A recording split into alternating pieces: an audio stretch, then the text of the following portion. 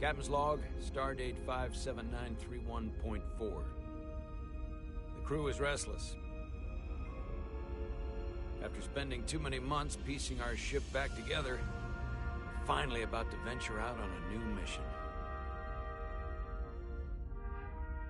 And the crew isn't letting this unprecedented ion storm slow them down. They're ready for something different. I know I am. Perhaps more than any of them.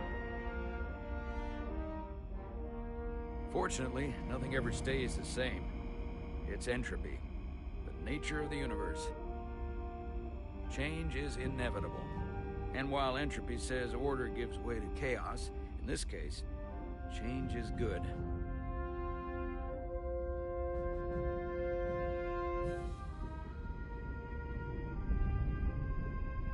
Our new first officer is en route to the Resolute. Jara Rydek. I know she'll bring a welcome dose of new blood to the crew.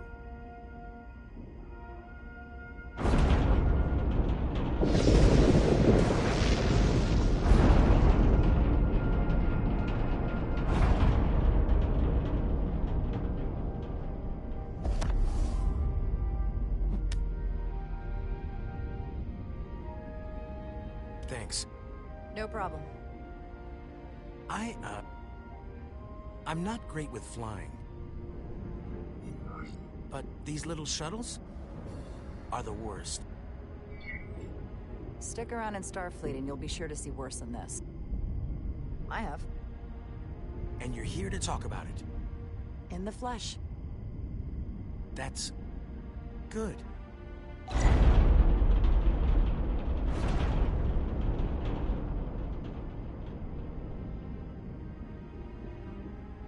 Sorry, I'm a little anxious. I hadn't noticed. I'm on my way to my first assignment. When we get to the starbase, I'm transferring on to the Resolute. So am I. It won't be easy for Jara to step in at the 11th hour like this. But if she's half the officer I knew she could become when she was a cadet at Starfleet Academy, she'll be the XO this ship needs right now.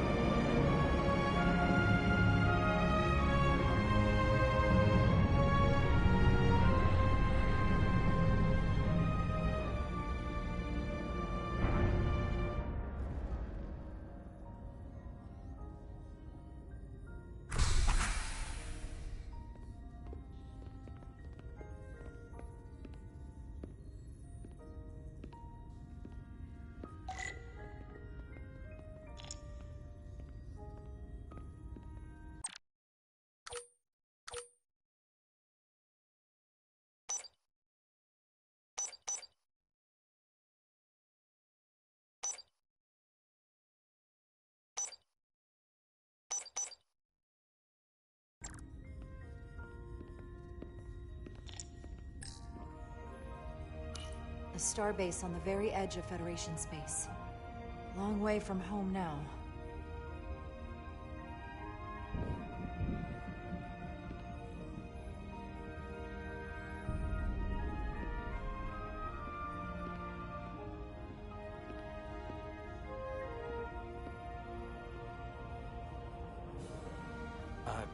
Commander? I'm not usually such a nervous wreck, by the way. I actually did well at the Academy. Oh yeah? Maybe you've heard of the Torvaldin test? Sounds familiar. It's a tactical simulator that makes the Kobayashi Maru look like a picnic on Pintaris 5. Anyway, I finished in the top 20. Not just in my class. I mean, all time. In the history of the Academy. So, there's that. Really? That's quite impressive. Thank you. It was tough. But you know, I set my mind to it and it paid off.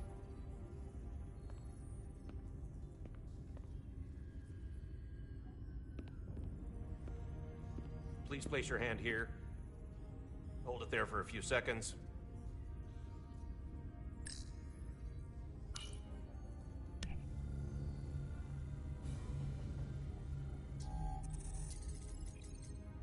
Welcome, Commander Rydek. Wait, you're Jara Rydek? You absolutely crushed the Torvalin test. You finished in what, like the top 3? That would be me. Now I'm really... It's an honor to meet you, Commander. Sorry, I didn't realize before.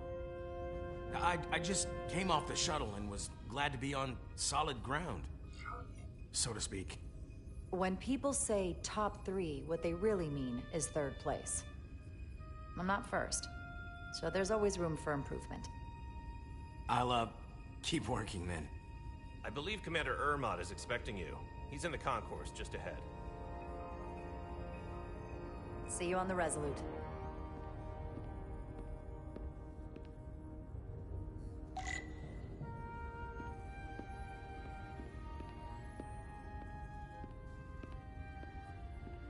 Good day, Commander.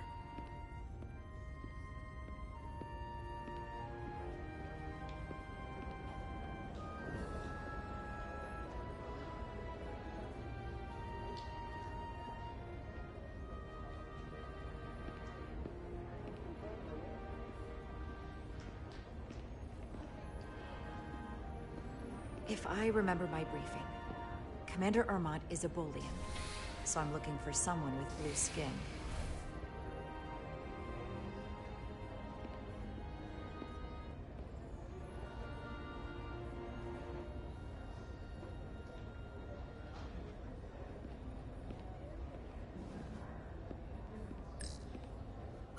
Starbase 128 has 4 docks.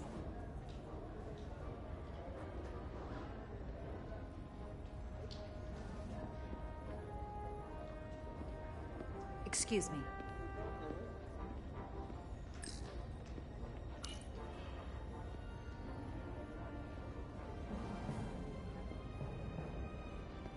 Welcome to the edge of the galaxy, Commander Rydek.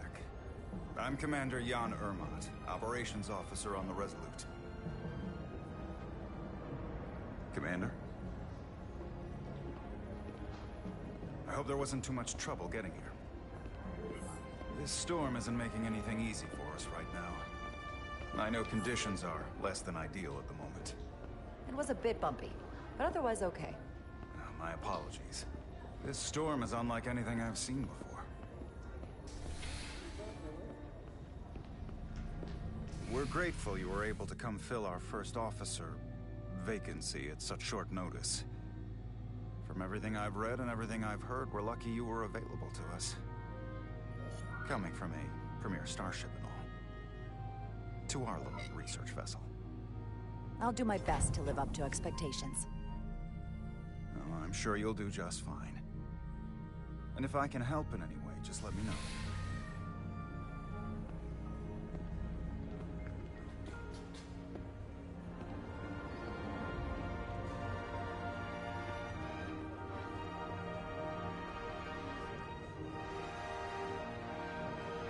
The USS Resolute. She may not look like much compared to the bigger ships, but as far as science vessels go, she can more than hold her own. And she doesn't look so bad considering 6 months ago she was nearly cracked in half, venting plasma, fighting for her life. It was an accident? Equipment malfunction. An accident suggests fault, but no one's to blame. It was a planned test, but the warp core was pushed beyond its limits. It destabilized the dilithium, there was a runaway reaction, and the warp bubble deformed. We thought we could reach a higher resonant frequency, but it was more than she could handle. Cost us our first officer and 22 of our crew. At the end of the day, we're all responsible for each other. That's what it means to be a crew. I can't even begin to imagine what that must have been like for you. I'm so sorry for your loss. Thank you. It does weigh heavy. There are some things you can't forget. Did you lose anyone close to you? Too many. And to that I'll just say, you have big shoes to fill. Listen, I realize you've known Captain Solano for quite some time. And I'm glad you're ready to bring your best. But I should warn you that when the captain announced you would be the new first officer, there were those who felt it was a mistake, that he should have promoted from within. So you might want to tread lightly at first. Until they come to value your contributions as much as he does. Trust is earned, and it sounds like I have my work cut out for me. But I plan on winning them over. I don't doubt that. I just figured it was better to know what you're walking into. Of course. Starfleet has assigned us a high-priority mission to the Hotari region. I'll let the captain brief you on board. I know he's eager to see you. Will we be mission ready in time? We have every intention. The crew has been working around the clock to get the ship ready. There's still so much to do.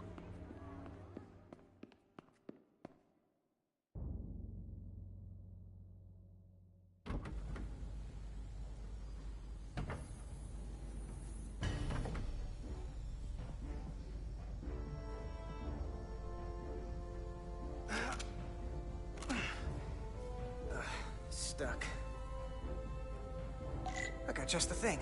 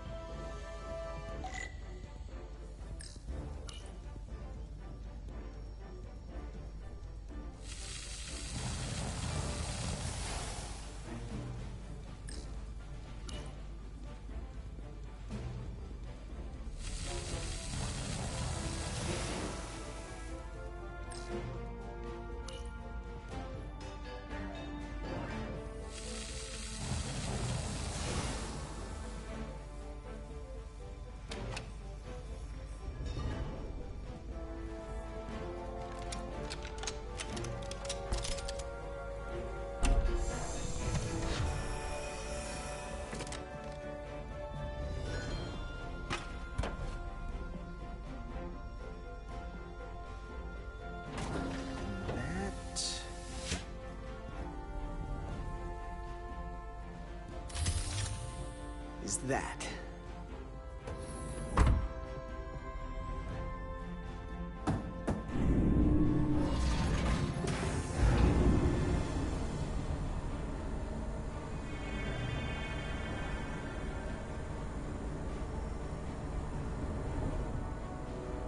I thought the thing was totally fried.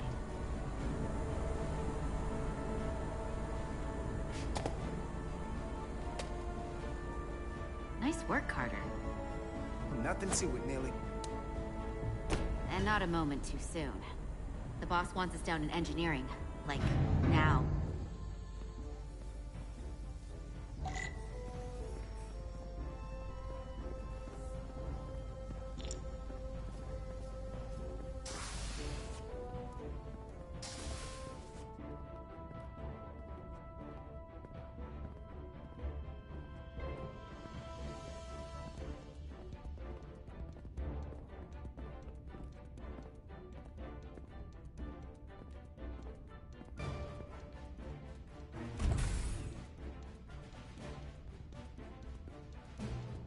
Engineering.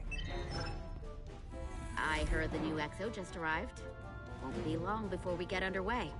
I just hope whatever Chovak called us down for, it's something good. I can never tell with him. I'd rather not end up degaussing plasma manifolds. Hanging upside down makes me queasy. You and me working together, we can tackle anything he throws at us. Your optimism is positively contagious.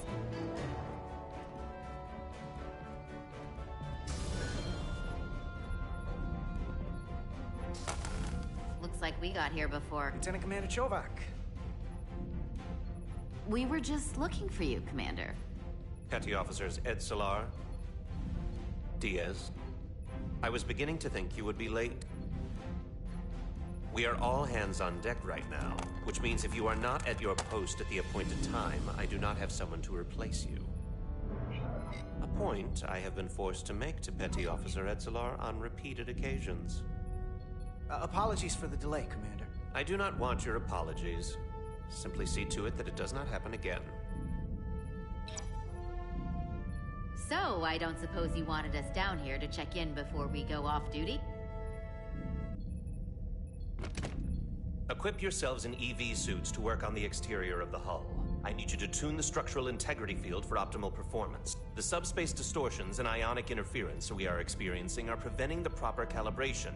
But this ship must be ready to depart shortly, despite the storm.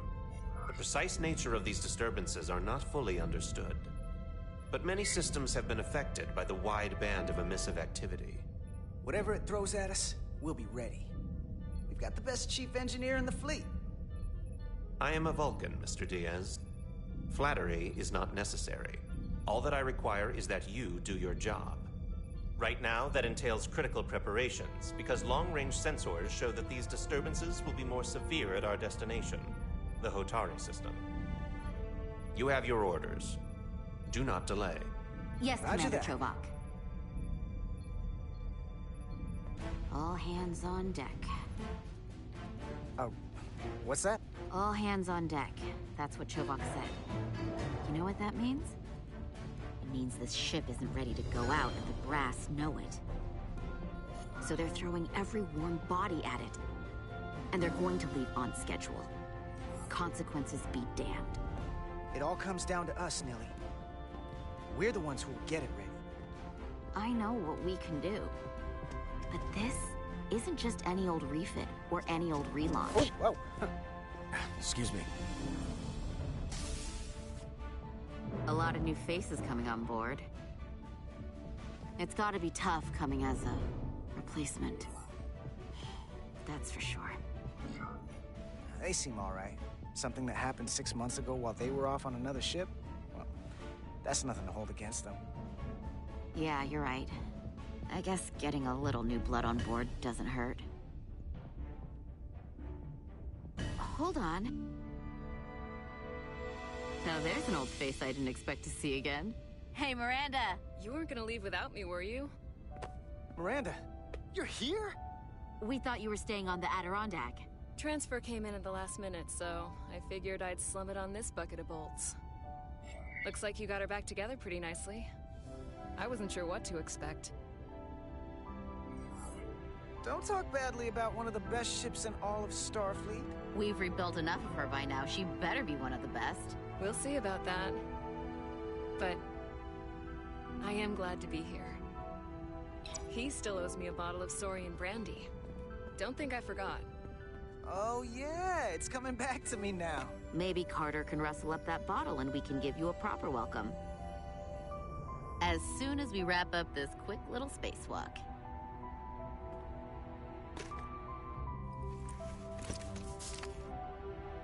Here, let me help you. Thanks. So what's the word? Are you back in the security rotation? Yep. Still running with the usual suspects. Whoa.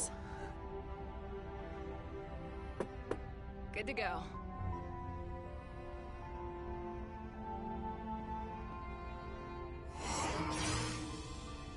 See you on the other side. Activating magnetic souls.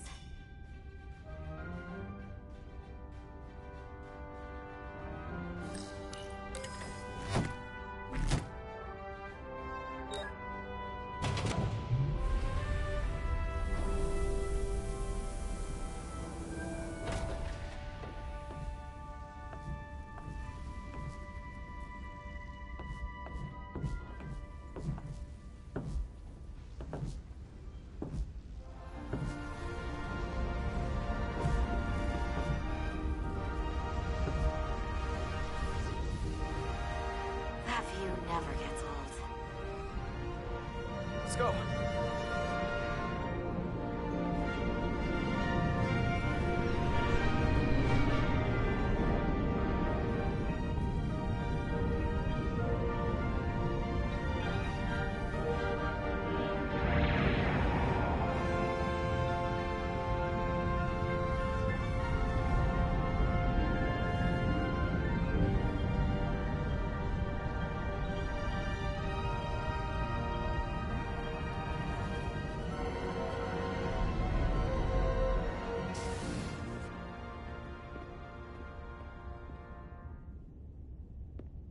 Captain Solano should be here momentarily.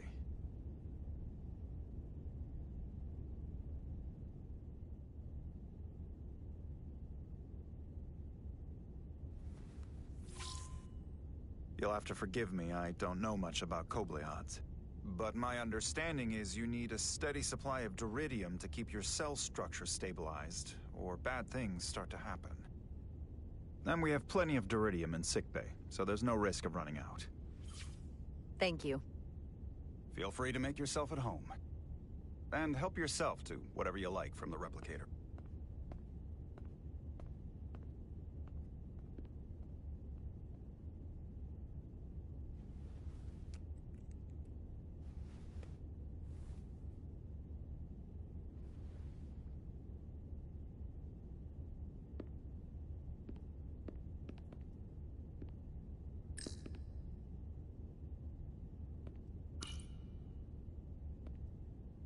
He's still got a thing for trains. The warp engines of their day, apparently.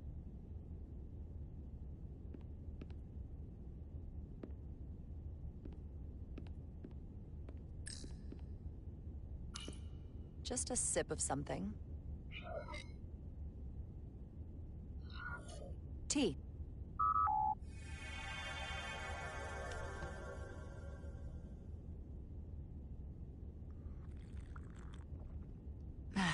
That's lovely.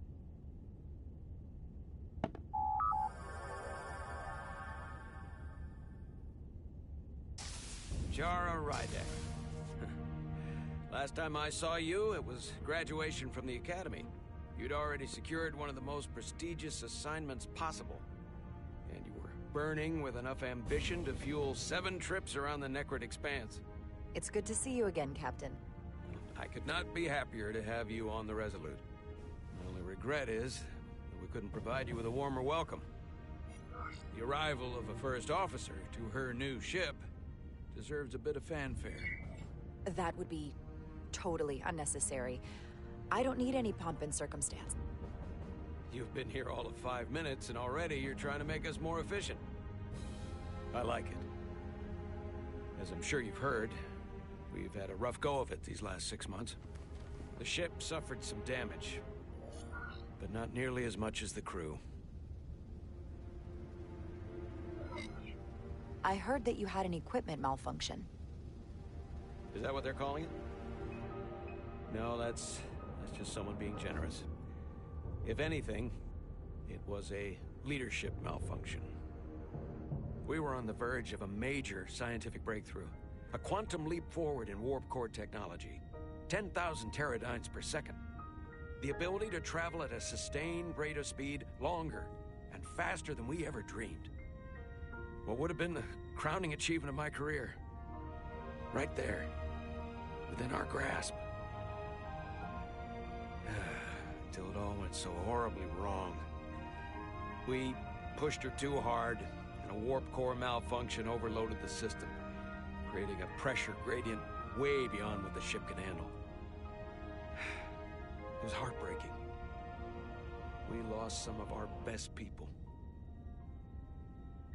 As captain, I have to take full responsibility.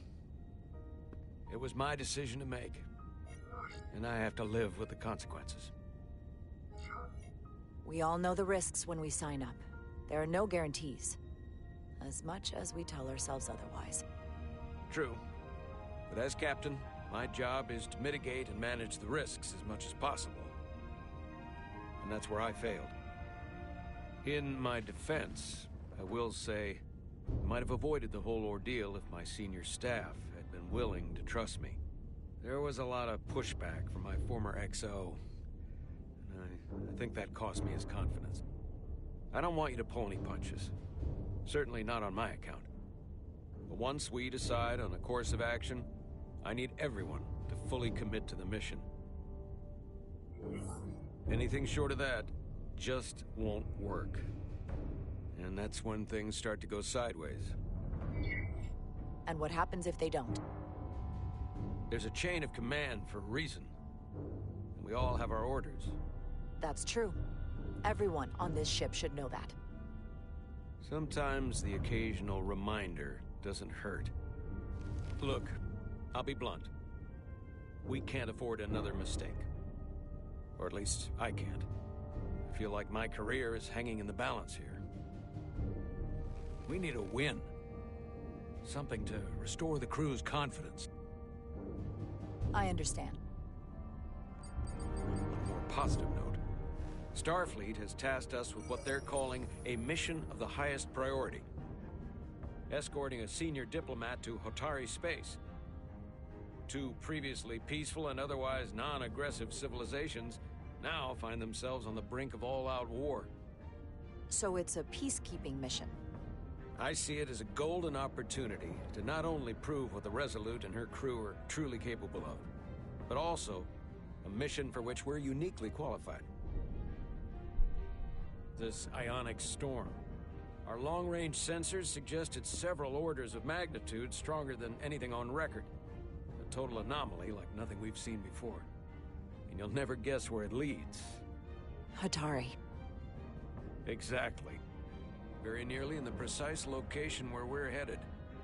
Where I imagine the interference will be exponentially greater. But the diplomat will brief us on the details at the rendezvous. Who is the senior diplomat we're escorting? That I don't know. Starfleet hasn't said. But I don't want to get ahead of myself. I expect we'll have some rough sledding when we arrive, so I need you to prepare the crew for the worst. There's just one more thing I want to clarify up front. The metric that, for me, will be the ultimate measure of your success. What is it? If, after serving as my first officer, you don't one day find yourself with a ship of your own, then I will consider it my personal failure. When that might happen is entirely up to you. But it goes without saying, you have my full support. Thank you. But I feel like I still have so much to learn. You'll have plenty of opportunity. And if you're willing to put in the work, I'll do everything in my power to help you along the way. Come, let me introduce you to the crew.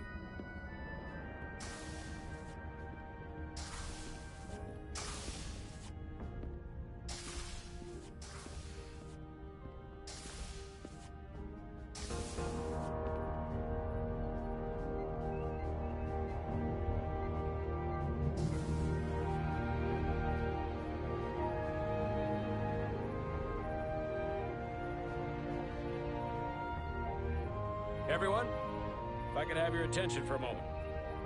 I'd like to introduce Commander Jara Rydek, our new first officer. Some quick introductions. This is Lieutenant Handar, our helmsman, one of the best in the business. One of? Well, what he lacks in humility, he more than makes up for in ability. A pleasure to meet you, Commander. Likewise. Next, we have Commander Westbrook, our Chief Science Officer. I've come to rely on his expert counsel on a regular basis. Pleasure. Commander Rydek, it is such an honor to meet you. This is our tactical officer, Lieutenant Bedrosian, who's been looking forward to meeting you for about as long as I can remember. I've been following your career for quite some time. And I look forward to learning as much as I can from you. That's very kind of you to say. I'm happy to be here. Well, I have to admit, one of the reasons I've followed your career is because you're part Kobliad. Because of what you've overcome. Starfleet stands up for people who can't defend themselves. And you were one of those people once. But since then, you've done so much to protect others who need it. I really admire that. So, you've been something of an inspiration to me. Not that I've done anything close to what you've done, but you definitely set a standard to strive for. You really do know a thing or two about me. I'm glad I could inspire you, but it's important to chart your own path. Thanks. You can count on it. And then, of course, you've already met Commander Ermont. Please, do everything you can to make Commander Rydek feel at home here. I'll be on the starbase. I have an urgent meeting with the starbase commander to get our authorization to get underway. If they drag their feet any longer, the bridge is yours.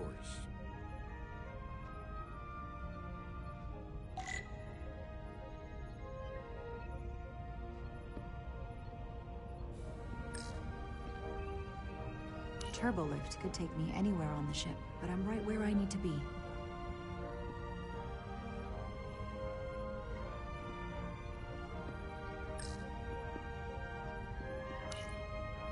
So many decks, full of crew that are now my responsibility.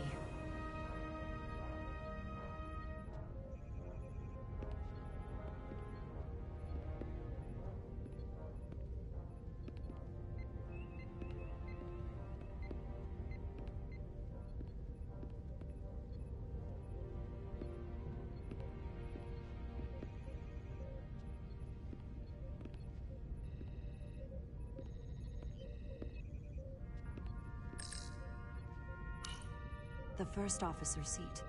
My seat. Right now, though, I need to fill in for Captain Solano.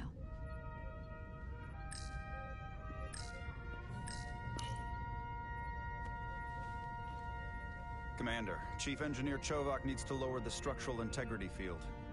He's sent a crew out to recalibrate the emitters in response to the danger posed by the storm. We just need your go-ahead. Permission granted. Lowering structural integrity field, now. Entering maintenance mode. Condition blue.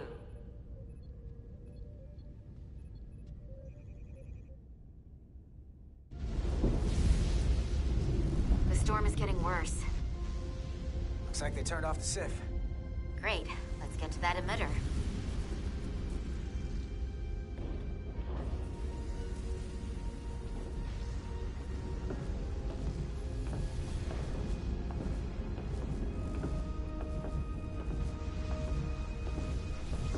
Every time we're out here, I half expect to see her in pieces again. She's still got some scars on her. It adds character. When I joined Starfleet, all I wanted was a ride out of town. But this isn't exactly how I pictured it. On the outside of the ship? No. Sometimes it feels like we're just part of the machinery. Don't you want more than that? I mean, Starfleet is noble and all, but it's still a machine. A massive, massive machine. I am more than that. And so are you. You wanted to get away. I enlisted because I didn't want to wait years just to get out and see the galaxy. I wanted to go somewhere. See new worlds. Look up at a sky no one's ever seen before. Just because I'm cranking a hyperspanner up in a Jeffries tube today doesn't mean that's all I'll ever be.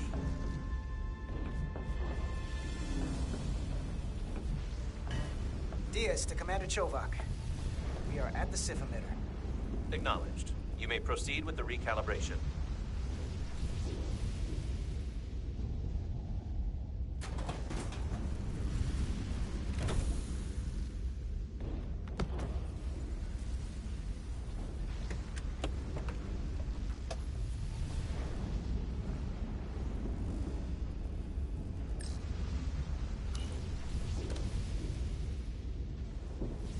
Beginning recalibration.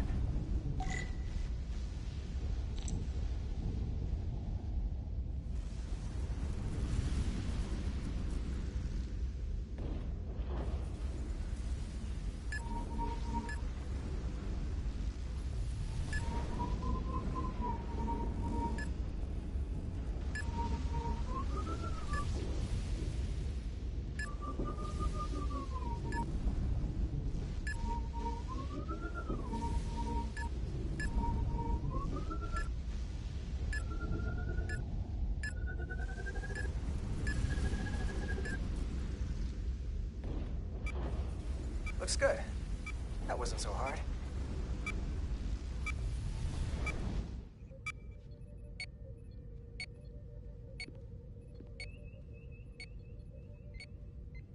Commander Westbrook, right? Chief Science Officer. You remembered my name and my rank. Impressive. Yes, I'm the Chief Science Officer, and I have the dubious honor of being the most senior officer on this bridge. I know this ship inside and out. Better than just about anyone.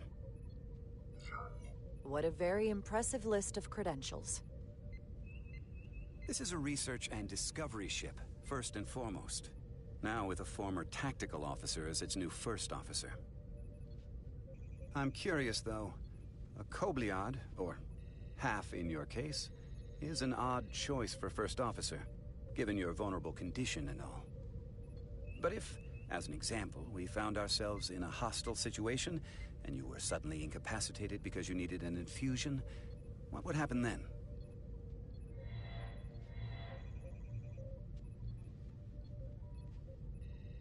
You'd leave Captain Solano without an XO. Granted, that would be a worst-case scenario, but not outside the realm of possibility. Captain Solano's familiar with my condition. I'm sure it factored into his decision. So I'd have to say it's not a problem. But we should probably have a contingency plan just in case. Listen, can I be blunt, Commander? I see no reason to stop now. Commander Sutherland, your predecessor, was one of the best first officers in all of Starfleet. His record was impeccable and his reputation was without equal. I mean no disrespect, but the shoes you're stepping into are almost impossible to fill. He was loved by the crew. And he was one of my closest friends. So I can only hope that you'll live up to expectations. I don't think I could ever replace Commander Sutherland. And it would be a mistake to even try.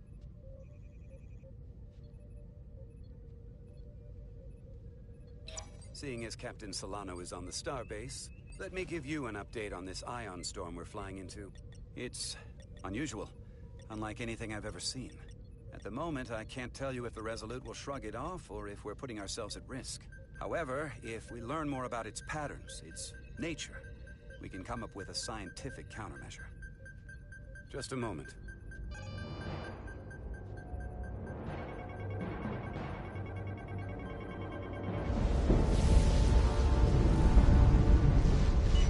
We've got a massive energy wave inbound. On screen.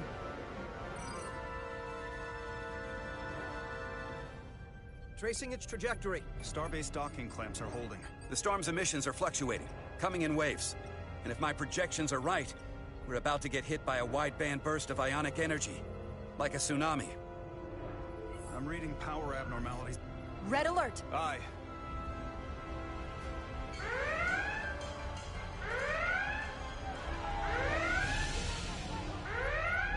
Evacuating main gangway and retracting. Putting sensor visualization on screen. With the structural integrity field shut down, we can't take a direct hit. Time to impact. 1 minute. Shield systems are severely impacted. We have limited protection. I need every available solution. What are our options? We can weaken the impact of the storm with a deflector pulse. Wait, there's a... I'm sending all auxiliary power to the deflector dish. Send the aux power to the shields. We can't reactivate the entire shield bubble, but it's a directional threat. So we can orient all we have towards the wave. You have to believe me. We only get one shot at this. We can't afford to get it wrong. That's right, which is why we need to send power to our shields. Petrosian, get those shields up. Rerouting power to shields. Stand by. I need a heading. We've only got one shot. Understood. On my command.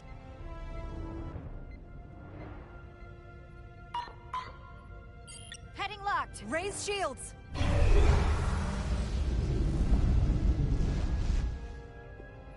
This is it! All hands, brace for impact.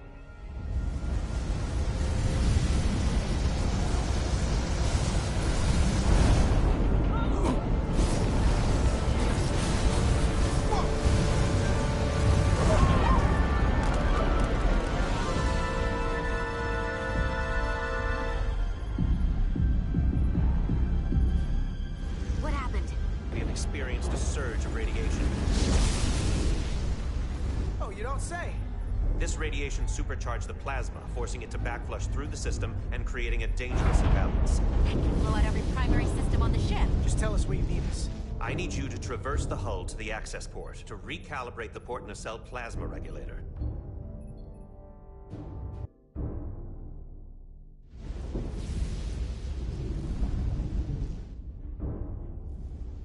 We've reached the first access point.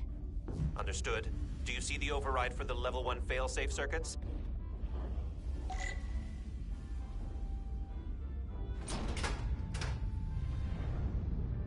Affirmative. Engage the override. It should allow us to stop the EPS flow to the warp engine without triggering an automatic core shutdown.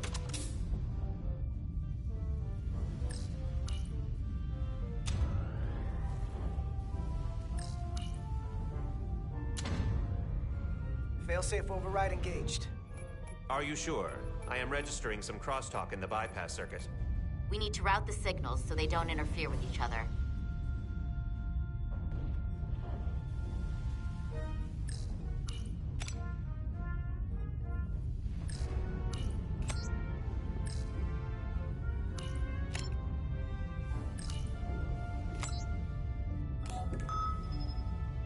Diaz to Resolute. The failsafes are temporarily disabled. Moving on to the EPS regulator. Heads up, Carter. What is that? One of the discharges coalesced. It's coming right toward us. I'm gonna try to disrupt it with my phaser.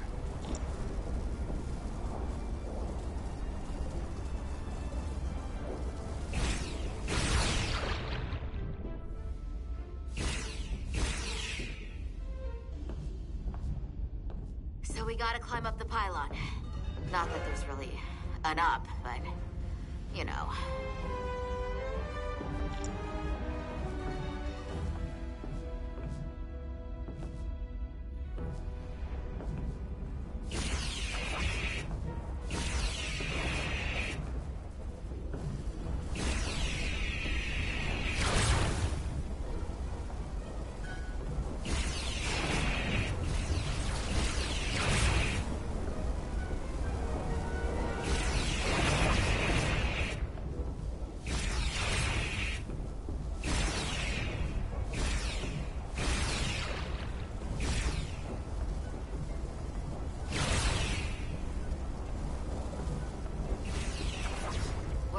To the regulator.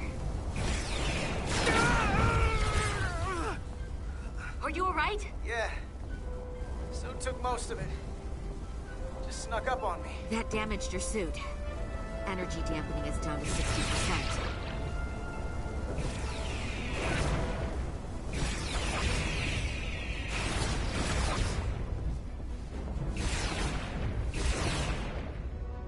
We're at the regulator. Opening the access panel. Now halting the EPS flow to the port nacelle. We have little time before it causes an overload in the engine. You must work efficiently.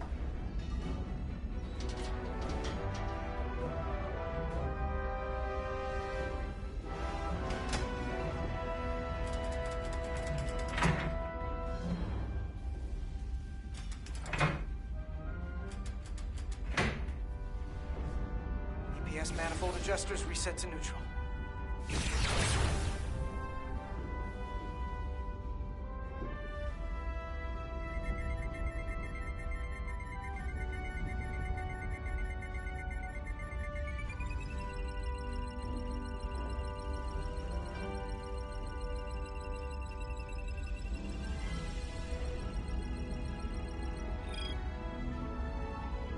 EPS lines to the port warp engine are back in balance. Almost done. Once I cycle the manifold nozzles, Chovak can...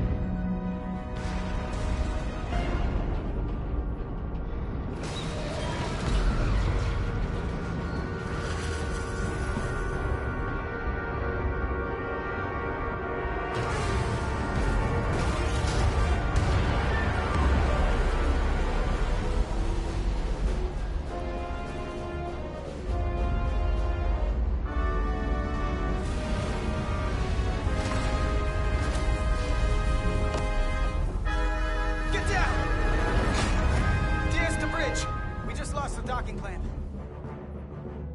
We've got a lot of debris coming down. Hull vibrations, too. We can't finish the EPS regulation in these conditions. Please advise.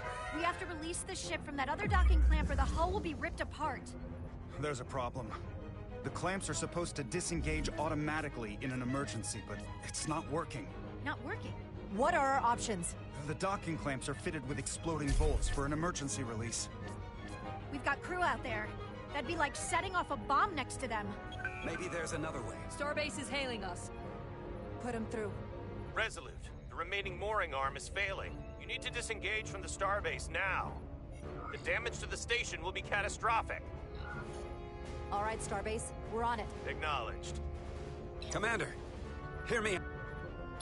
Reverse the polarity of the hull, which theoretically will repel the docking clamps. And repel the engineering crew right off the hull into the storm. This is Captain Solano. Put me on screen. Go ahead. Captain, we have a situation. Commander, what are you doing? This isn't your call to make. Blow the... The captain doesn't know the whole story. I'm giving you an order! Chara? Captain, you brought me here because you trusted me. Can you trust me now? You better be sure you make the right decision. The captain made himself quite clear. They're gonna get hammered with debris out there. Reverse the polarity. There is protocol. And there are lives. Starbase, stand by. We're gonna flip hull polarity to disengage the clamps. Yes, Commander.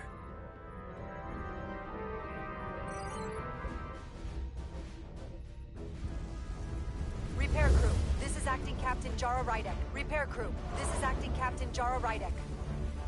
Be advised, we are... Tether yourself and deactivate your boots on my mark. Understood. 8, 7, 6, 5, 4, 3, 2, 1. Mark! Ah!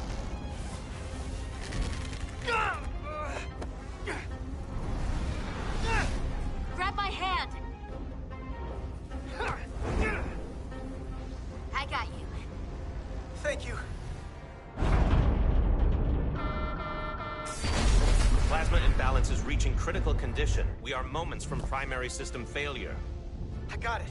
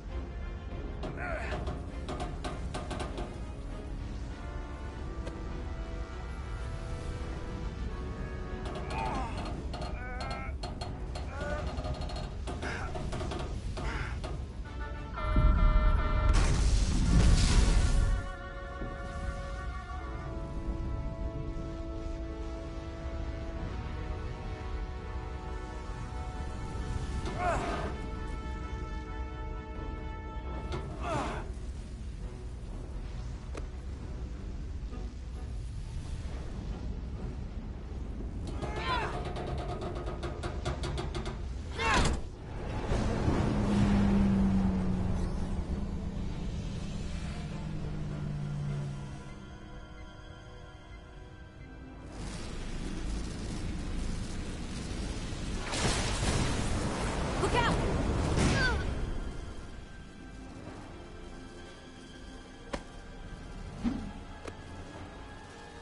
I got you. Petty Officer Edsolar's hurt and unconscious. I'm gonna have to tow her back to the airlock. Mr. Diaz, the situation has changed. Mr. Diaz, the situation has changed.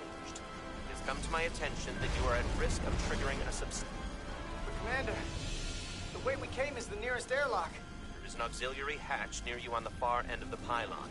You must bring Miss Edsolar there to access the interior. Roger that.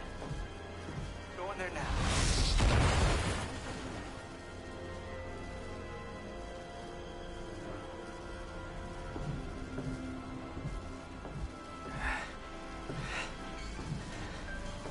I'm at the auxiliary hatch.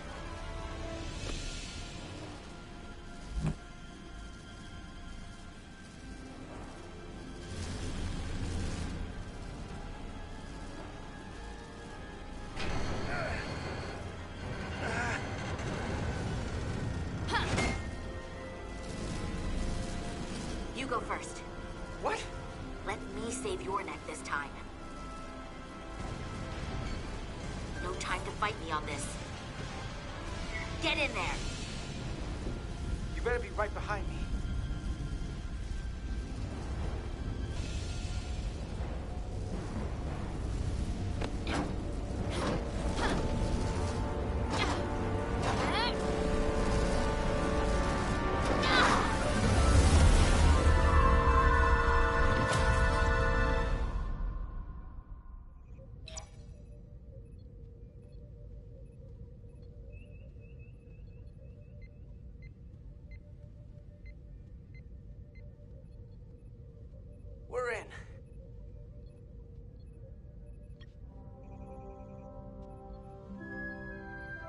They're safe.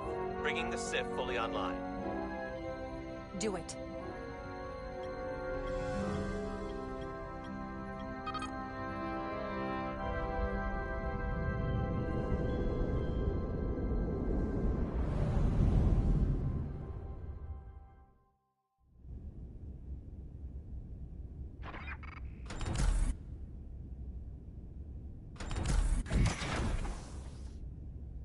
Carter! I'm okay. I'm okay. But Etzela... Here, let me help you.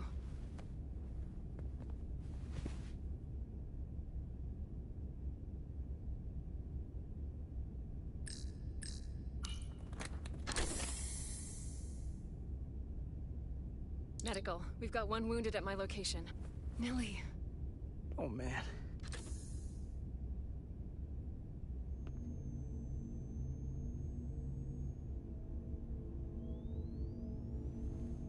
We'll see you at sickbay.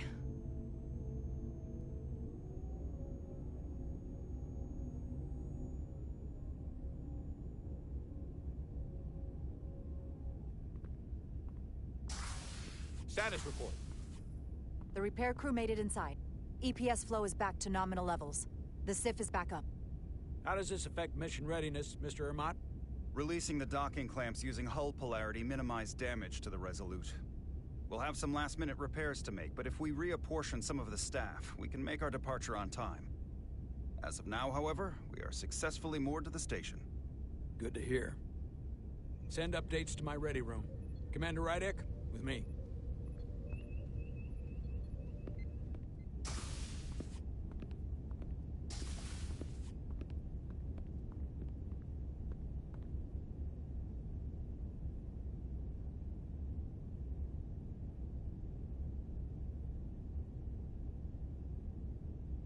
You disobeyed my orders. Well? Respectfully, Captain, I made the right choice given the information I had. You disobeyed my orders! And not just in front of the bridge crew, but the Starbase staff as well. That's going to get around. My name's already tarnished around the fleet. But what is it going to do to my credibility on this ship? From the top to the bottom. Maybe I shouldn't have disobeyed a direct order, but you were wrong. You weren't on board, and you didn't have all the information. So I made the right decision for the ship. If you're worried about your credibility, put your ego aside and trust your crew. Trust me. You might have won some fans on the bridge with that stunt, but not everyone. Lieutenant Commander Chovak has already bent my ear. I'm sure he doesn't take it personally. He'll get over it in time. Mr. Chovak is more complicated than he would want to admit. I guess we all are. And, if I'm being honest, I'm not sure what I would have done in the moment either. You never really know if you weren't in those shoes. So, let's just boil it down to, you did what you had to. Thank you for understanding, sir. I'm sure no one knows the burden of command as well as you do. I'm sure you will, someday. Despite it all, we got our final Starfleet clearance to depart. So if you'll fetch Mr. Ermot, we'll knock out the final details of any outstanding repairs, and we'll set out for Hotari. Yes, sir.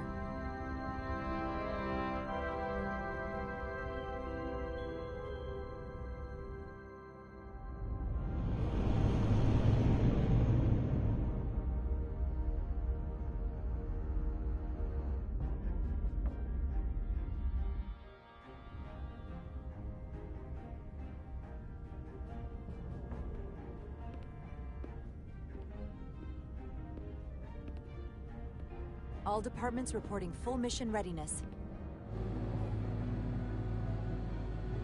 All departments reporting full mission readiness. This is my favorite moment, right now. The start of a new mission is always full of possibility. The Orion Syndicate could sell it as a drug. Don't let the Admiralty hear you say that.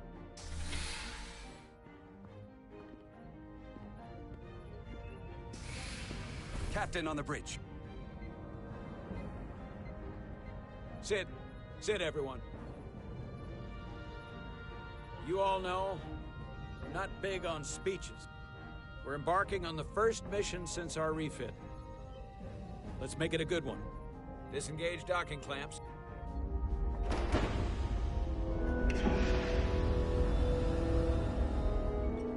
Docking clamps released.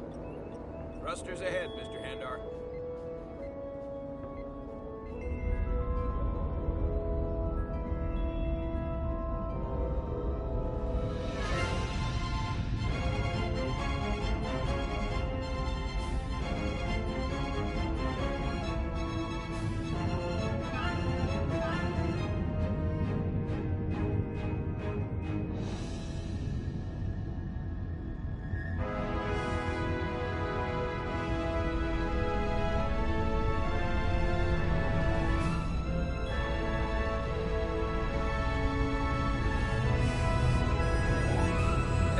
Should do it.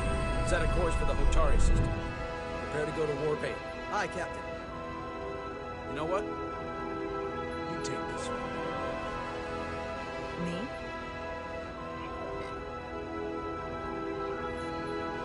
Helm. Make way.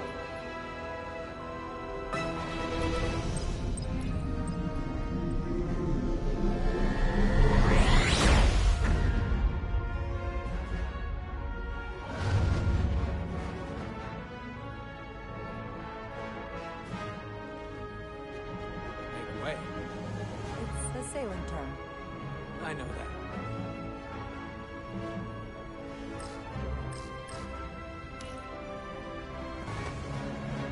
Easy.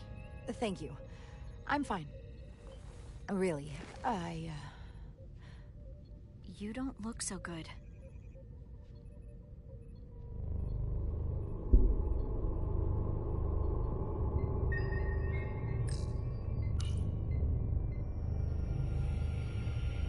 I have to get to sickbay. Go.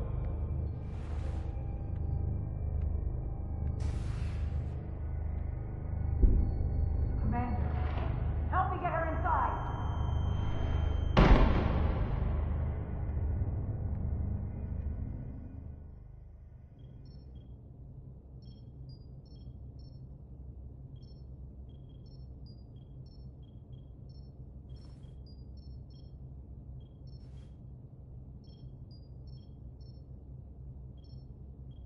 Well, that was quite a scare. A few minutes more and it would have been one of the shortest tenures on record for a first officer. Is that the engineer that was out on the hull? That storm did a real number on her, but she'll live. Just needs rest. You should worry about yourself. Your duridium levels got dangerously low and destabilized your cell structure. This is definitely one of the more memorable first days I can think of. My name is Dr. Aram Duval, Chief Medical Officer. To be honest, I've never met a Kobliad before. You're... rare. I know. I was going to say special. Your people's numbers have dwindled, despite the Federation's efforts to find a more readily available alternative to the duridium you need to survive. Yet you joined Starfleet, and managed to thrive. I imagine the responsibility must be overwhelming. Maybe even a burden at times. It does make me unique, but it's not a burden at all. I'm honored to be Kobliad, to represent my people. As you should be. And don't worry, I won't treat you like a science experiment. I just do the science and leave the experiments to Solano.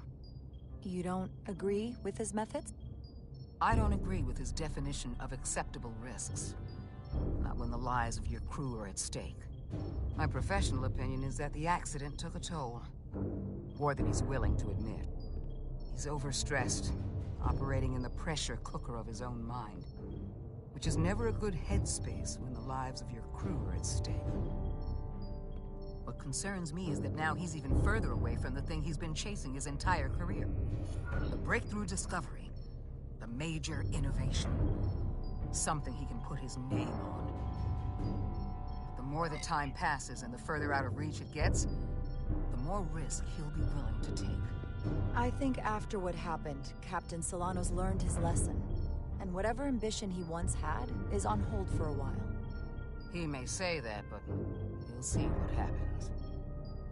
And I have to give you credit for what happened on the bridge. It took guts to defy a direct order. Huh. I guess word travels fast around here. It's a small ship, and everyone's curious about the new XO. Fortunately, your cell structure's almost completely stabilized. And I'll spare us both the lecture, but I do feel it's my responsibility to remind you, without regular infusions of Duridium, you will not live. It's as simple as that. Understood. Then, my work here is done.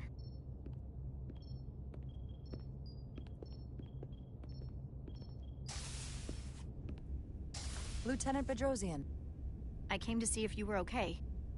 We were all pretty worried on the bridge. No one knew what was happening. I'm feeling much better. Thank you. It's just part of who I am. You don't have to explain to me. I understand. I'm just glad you're okay. You trusted me earlier with the shields, and I appreciated that. I want you to know that I have your back. Thank you.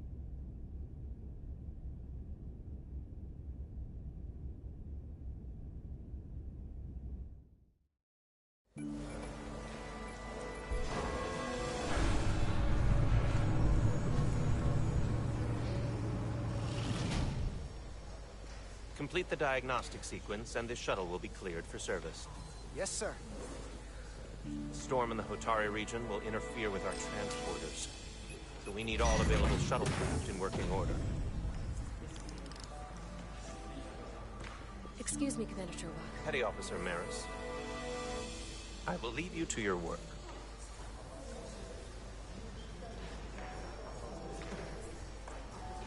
I stopped by sickbay and saw Nili. I figured you'd want to know. It's my fault she's in there. I should have made her go first. Maybe, but I wouldn't want to see you hurt like that any more than her. Dr. Duval said she'll be back on duty soon, though. Come on. I have to run the final diagnostic.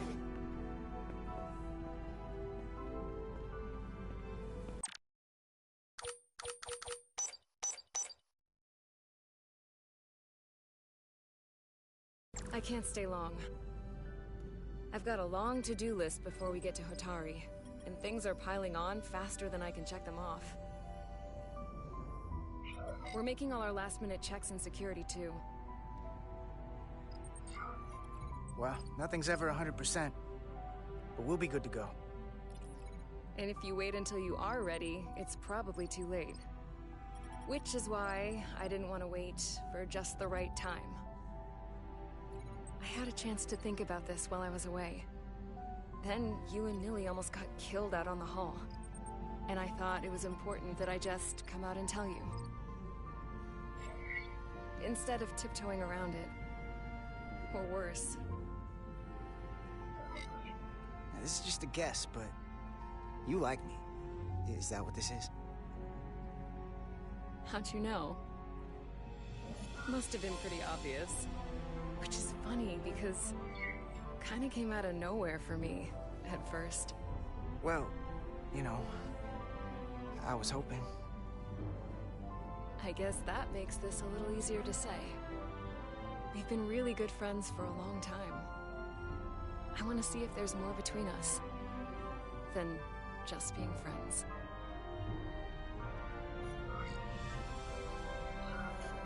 You don't have to explain it.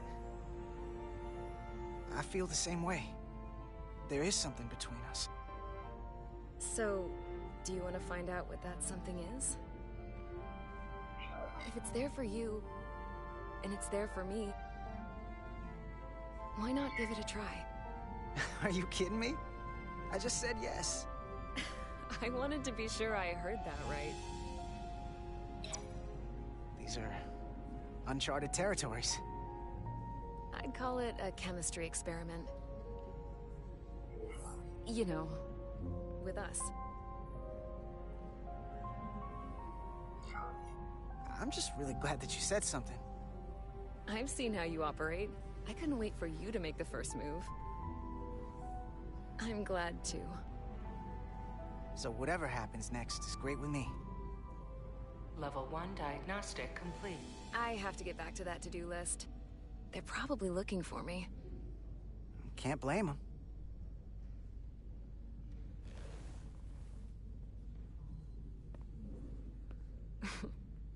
I'll be seeing you.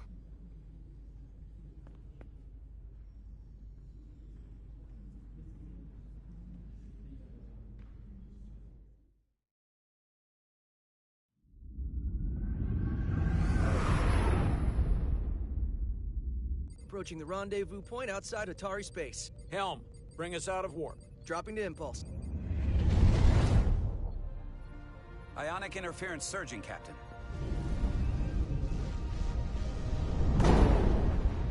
Shield integrity holding. We can take it. We are at the correct coordinates to meet the shuttle. Commander Rydek, find us our diplomat, if you will. Aye, Captain. Let's reduce the noise. Filter out environmental signals. I can manually tune what's left for Federation signal types.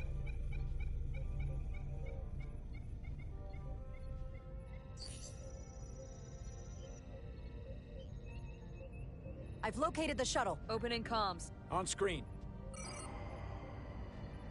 Shuttle to Resolute. Shuttle to Resolute. Debris field. Lost maneuvering. Losing. I can't get it any clearer. We won't get a transporter lock. It's just not happening. Power up the tractor beam. We'll pull them directly into the docking bay.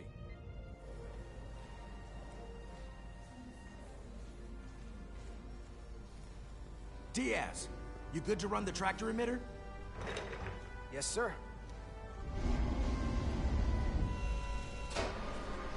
Come on, Diaz. First thing, lock onto the shuttle and stabilize the rotation.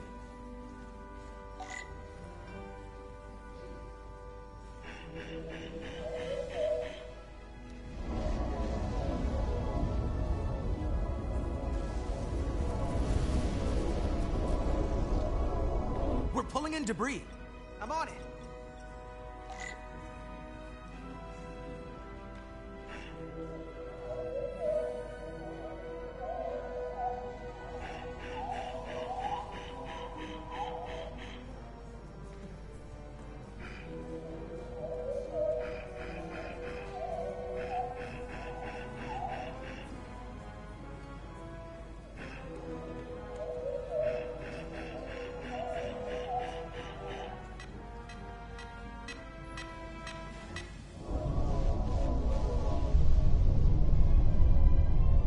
That's gonna take out the shuttle. Thea's the bridge.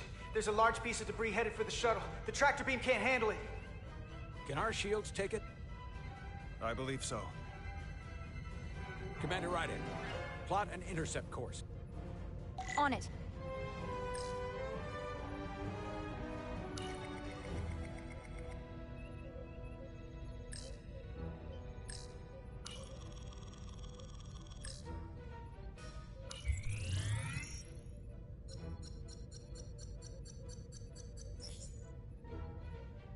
Here we go. Maneuvering thrusters bearing 53 Mark 17. 200 meters on an intercept course. Maneuvering.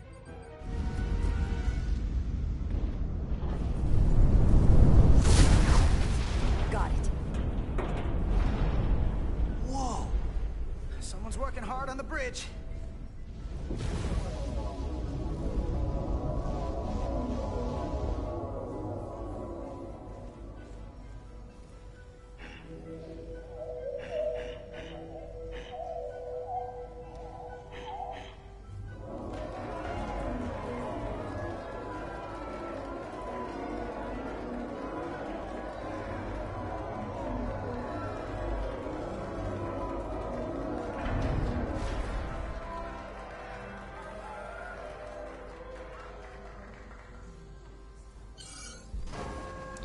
The shuttlecraft on board.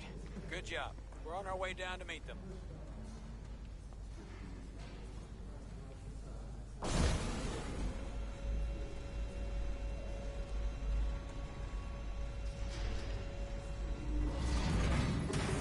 terra firma, so to speak. Ambassador Spock!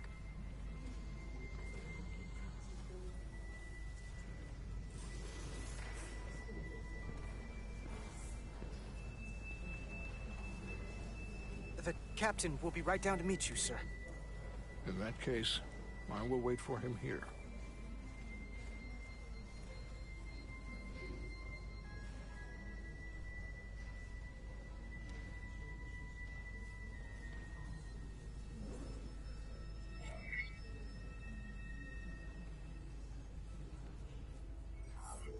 Apologies for the landing, Ambassador. I was operating the tractor beam, sir. I take responsibility. Our arrival was the smoothest part of our journey. Your artistry with a tractor beam is commendable. We thought we were prepared for our arrival in Hotari space, but it is evident my craft was not sufficiently robust for such intense ionic activity. The storm has been pretty intense. There was an element that was most unusual. Before you came to our aid, our maneuvering thrusters and impulse engines were rendered inoperable. So we attempted a short traversal at warp speed, only to find that we could not achieve warp at all, even though our diagnostics computer showed no faults or anomalies. What do you make of that? When all indications say that warp speed is possible, but in practice, we find it is not. Well, this storm is one of the strangest phenomena we've ever encountered. It's disrupted other systems. Who knows what it might do to a warp drive? Yes, it would seem further investigation is called for. Take readings, run some additional diagnostic checks, and we'll get to the bottom of this. Quite logical. Petty Officer... Carter Diaz. Sir. Thank you. Ambassador Spock. Excuse me. I'm honored to have you aboard. I'd like to get right to it. We're already behind.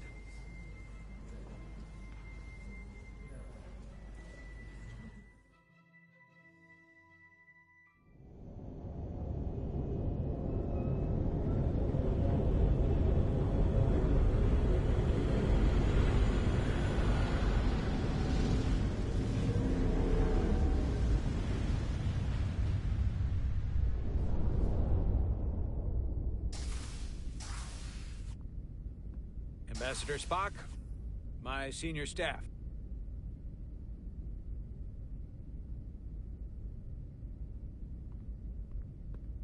It's not every day that a captain gets to welcome a Starfleet legend aboard.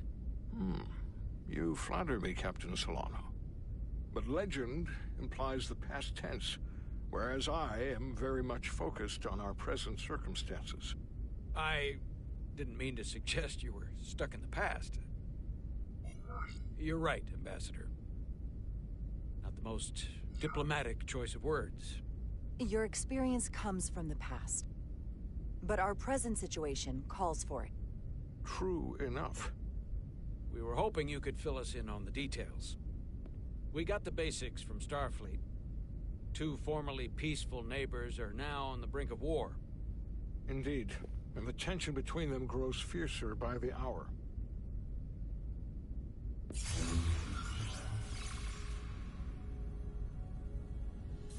Lydia and Hotari. The Lydians are the more advanced species. They made first contact with the Hotari over a century ago. This is Tau, the Hotari moon. It is rich in dilithium, and for decades, the Hotari and the Illydians have shared a mining operation there. The Illydians provide the technological resources, while the Hotari have served as the labor force. The stability of that arrangement was the source of their peace, until recently. The Hotari have suddenly and forcefully seized control of the mining operations and expelled the Illydians from their system. That is the official story, as told by the Hotari when they requested Federation mediation. But the details remain scant. Communications between all parties have been limited by the ionic interference.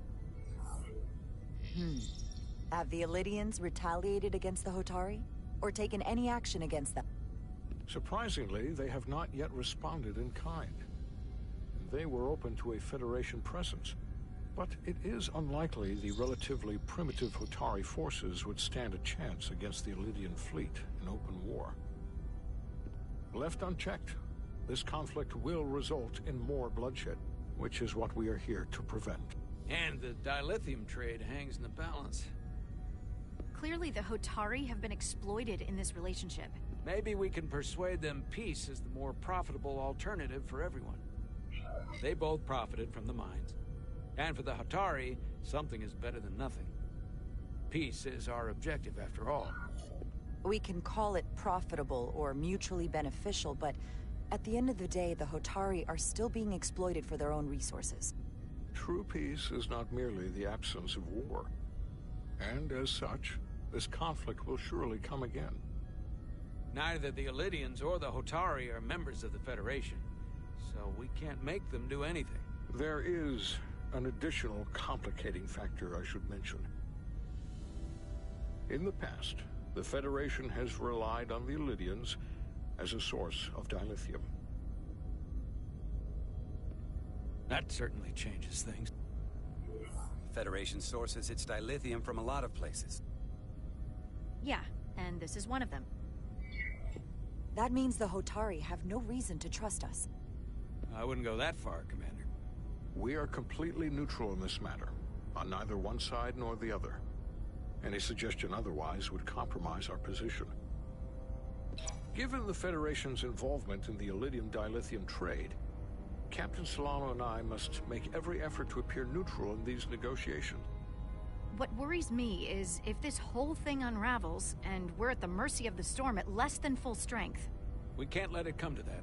Considering what the Ion Storm has done to our ship, and the Ambassador's shuttle, we have to assume the Elydian fleet has had problems with it as well. This recent surge in the energy disturbance temporarily levels the playing field. Commander Westbrook is correct. The energy anomalies around the Hotari systems have been noted in the past. That may answer why the Hotari were able to strike back after so long. They finally had an opportunity, and they took it. That would also explain the Elydians' restraint. And reason to learn as much about the energy anomaly as we can while we are here. We do not want to be caught at a disadvantage of our own. So I trust we understand our circumstances. We're operating on a strict timetable here, and we're going to be leaving for the negotiations shortly. Commander Westbrook, I want you to leverage our systems to investigate the anomaly from here while we're gone. Aye, Captain. Thank you all. Dismissed. I want to speak to both of you privately.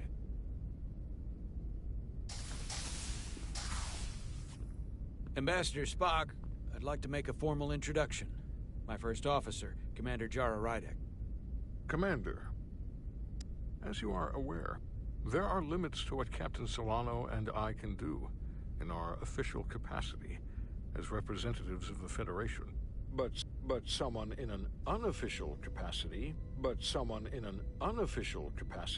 your first officer, Commander Rydek could ingratiate herself to certain parties behind the scenes, where they may be more candid in revealing information that could lead to a resolution. She certainly goes her own way. Maybe that helps in this case. It would be unconventional. With all due respect, Ambassador, I'm not a trained diplomat. That's exactly what we're going to leverage. I began my time in Starfleet as a science officer, not as an ambassador. We must be adaptable in the line of duty. Well, I hope Commander Rydek will have more luck finding out what really happened than we will through official diplomatic channels. The fate of the negotiations, the interests of the Federation, and the prospect for peace may very well depend on it.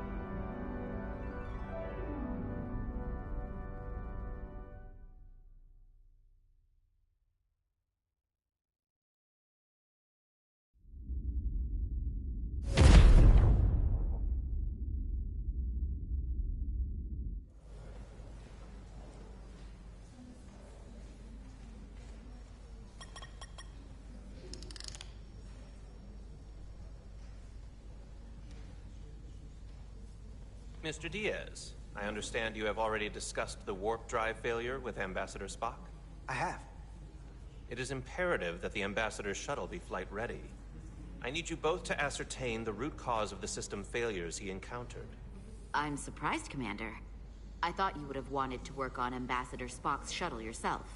I respect the Ambassador and his many accomplishments, but I do not derive any satisfaction from interacting with his shuttle as if it were somehow transubstantiated through its association with him. Especially when I have the entirety of this starship to concern myself with. I am not the chief engineer of this shuttlecraft. When you look at it logically, yes, it is just a shuttle. No different than any of the others. There is plenty that is different about it, and that is what you are to investigate. But please limit your findings to observable scientific phenomena. We'll try to restrain ourselves. Then I will leave you to it. Make note of any abnormalities in your report. Carry on. One nice thing about Vulcans, Chovak is the only person who didn't look at this and treat me like I was something to pity. Doc says I should get used to it. Doesn't mean I want to be reminded of it every minute of the day. I'm sorry I went first. Now that sounds like self-pity, and I'm even less interested in that. But Nilly... Okay. Let's just crack the shuttle open and see what we're dealing with.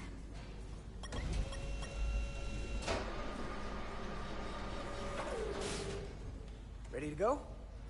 All set. Let's run the diagnostic.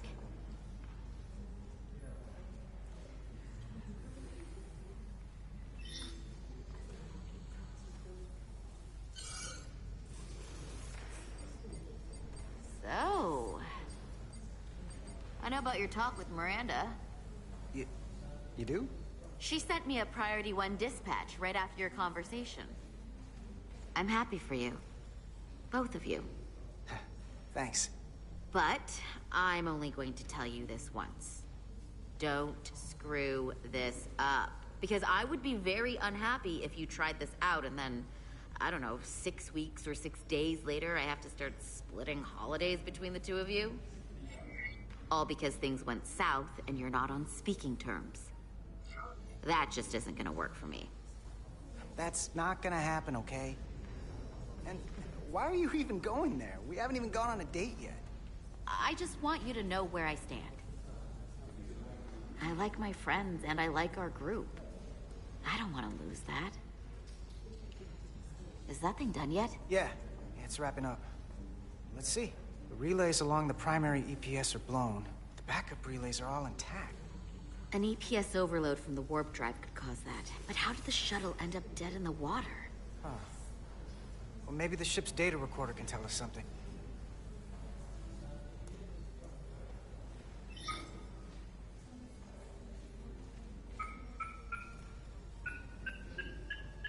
Here.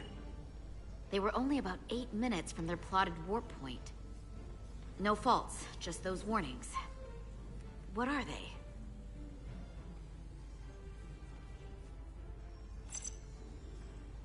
Subspace variance out of tolerance. What does that mean? It means the main navigation array lost sight of space somehow. Will the array going offline cause that? Yes, but it should have also thrown a fault code.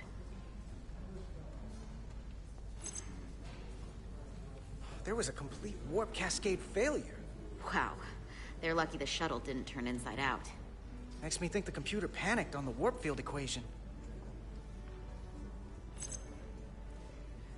warp field became inverted suddenly. I've seen this happen when the center warp coil cracks. A cracked warp coil throws a fault code. Still, we should take a look. Any one of these failures should have thrown a fault. If it was caused by a system failure. None of this caused the relays to blow. Roll forward to when that happened. Yes, ma'am.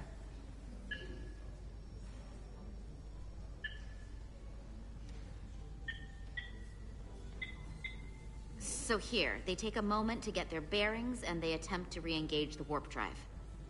There. That's the relays blowing. And look, there's another warp system alert. They're all the same. Subspace variants out of tolerance, or warp inversions. Finally, there's a complete warp cascade failure. Then it's one of two things. Either a warp coil is cracked, or the navigation array is offline. That makes sense. Divide and conquer. You want to check the warp coils or the navigation array? I'll check the other. Let's not overcomplicate this. One of these systems is likely broken. I'll check the nacelles for a cracked coil.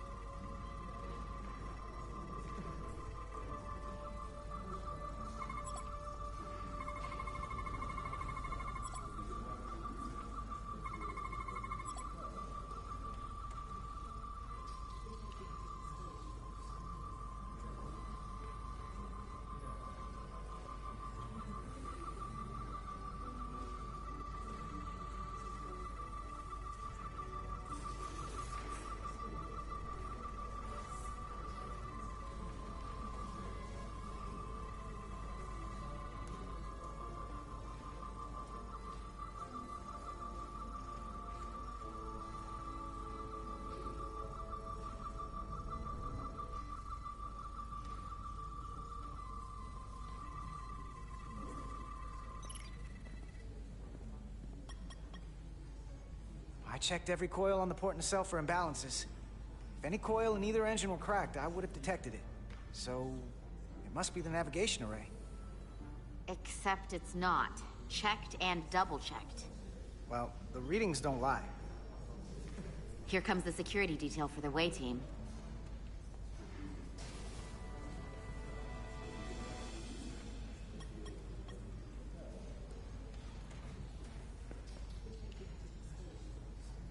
Hey. I'm not here.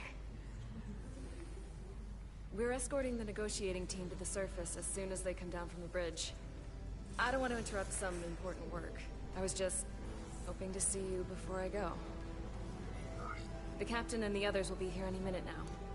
Should be an interesting ride down to the surface. Come on, I'm never too busy to make time for you.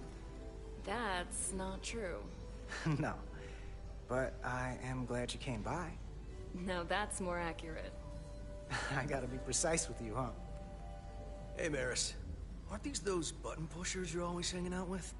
And you're the phaser jockeys we always beat in Parisi squares, right? All aboard for Hotari. That another one of the captain's railroad things? Gotta be. I just usually zone out by the time he gets to the whole, steam engines were the warp drives of their day part. Catch y'all later. You don't want to miss your train. I do have to go.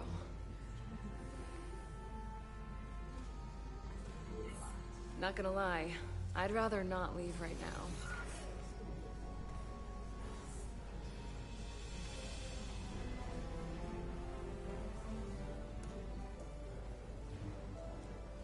That was nice. Yeah, it was. Save some of that for when I get back. You've got a deal.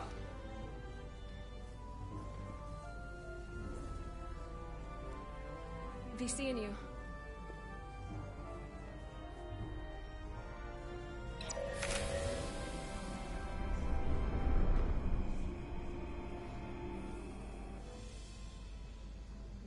Salar de Diaz. If you could float back down to reality, we still have a ways to go.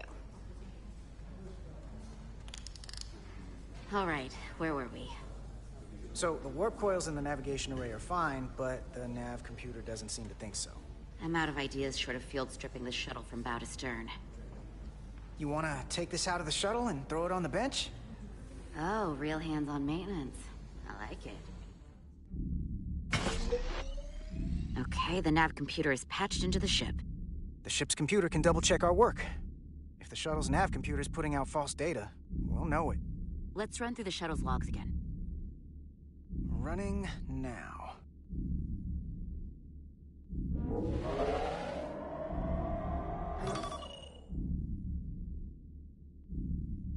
Same. Warp field inversion and a cascade failure. However, the Resolute computer doesn't show the same subspace variance. We're in the same conditions that the shuttle was in when it failed. Why wouldn't the ship's computer get a matching result? What if the subspace variance was a momentary occurrence? That's a possibility, and it would explain why the simulation under our current sensor readings failed to reproduce the issue. But a subspace anomaly strong enough to cause a warp field collapse would leave graviton ripples for days. Let's run with the momentary subspace variance theory for now. Roll forward to the shuttle's attempt to re-engage the warp drive. We need the conditions of space around the shuttle at the moment of warp failure. Resuming simulation.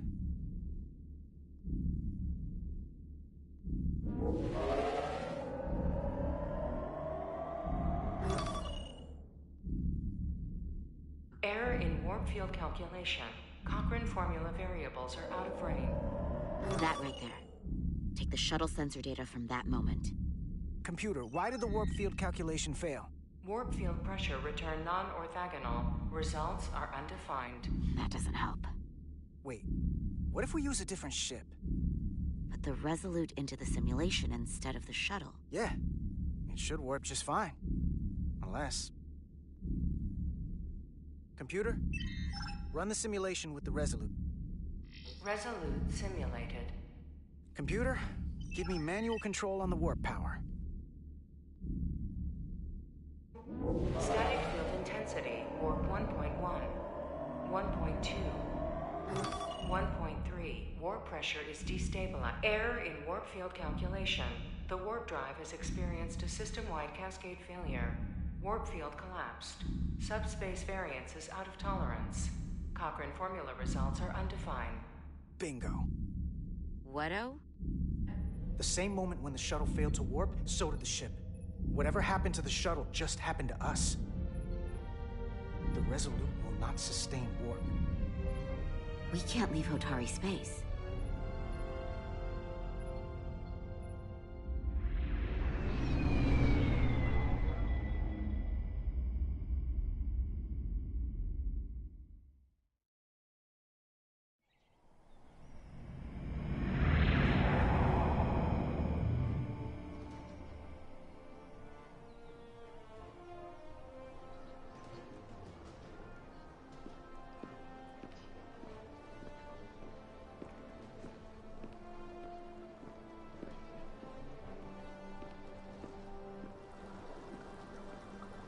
Ambassador Spock, Captain Solano, welcome to Hotari. We are honored you've come. My name is Tylos Altaris, Minister of Diplomatic Affairs. The honor is ours, and this is Commander Jara Rydek, first officer aboard the USS Resolute. You'll find she has a keen mind and unique insight into the dynamics between the Hotari and the Illydians. We are honored to be here as representatives of the Federation. I'm so glad. These must be the representatives of the mighty Federation. The reigning authority in the galaxy. Or so we've been led to believe. Whether that's true or not remains to be seen. But, either way, we're grateful you've made the time to come to our little corner of the universe. And you are? This is Galvin, and this is Sidron, the heroes of the revolt in the mines.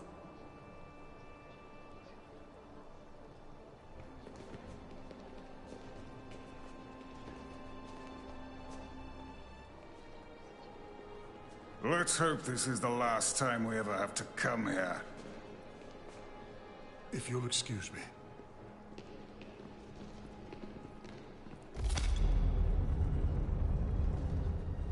I think we're about to begin.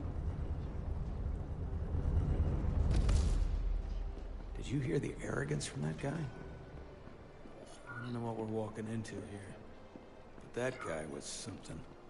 Something about his tone tells me this won't be easy. That was my sense as well.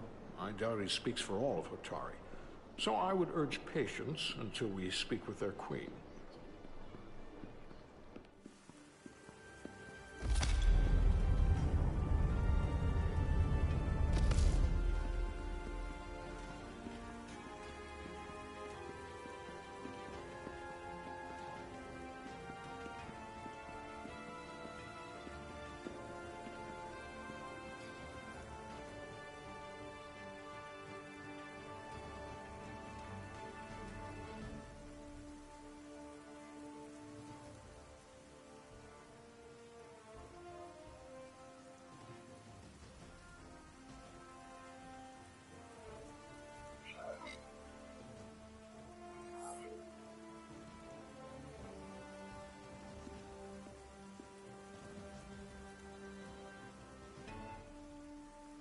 Ambassador Spock, welcome to Hotari Prime.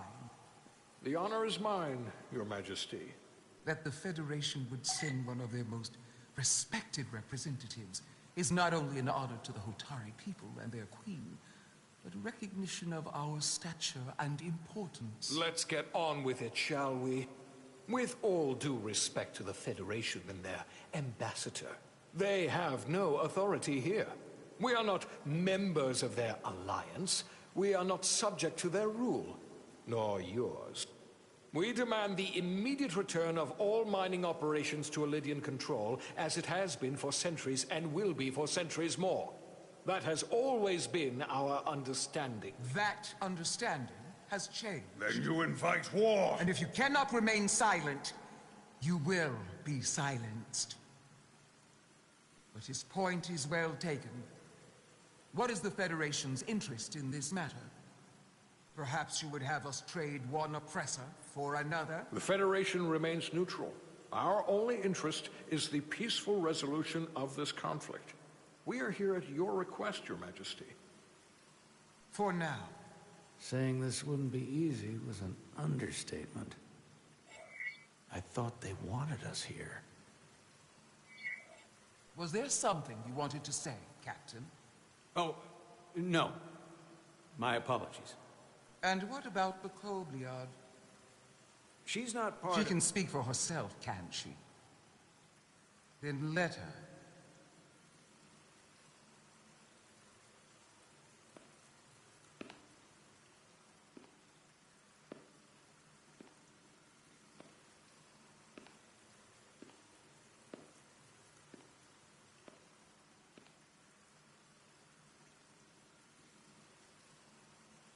Now then, one should know their place. What you might be somewhere else is not what you are here. Which is standing before a queen. And a queen deserves respect. A bow is not too much to ask. Is Hotari Prime part of the Hotari system? My apologies, Your Majesty. I meant no disrespect. Better. You are Kobliad. Your people suffered brutal treatment at the hands of the Cardassians. Their injustice towards the Kobliad is as unimaginable as it is unforgivable. Not unlike how we have been treated by the Elydians. As much as they'd have you believe they are the victims here, remember it was the Hotari who attacked us.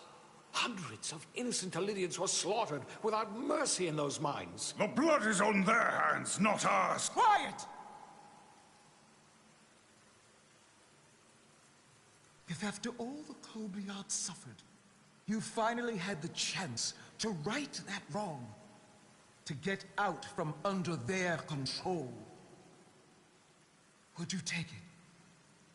Or would you negotiate a peace?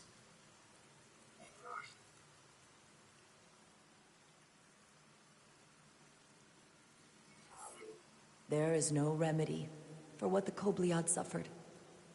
And I fear who we might have become in pursuit of it.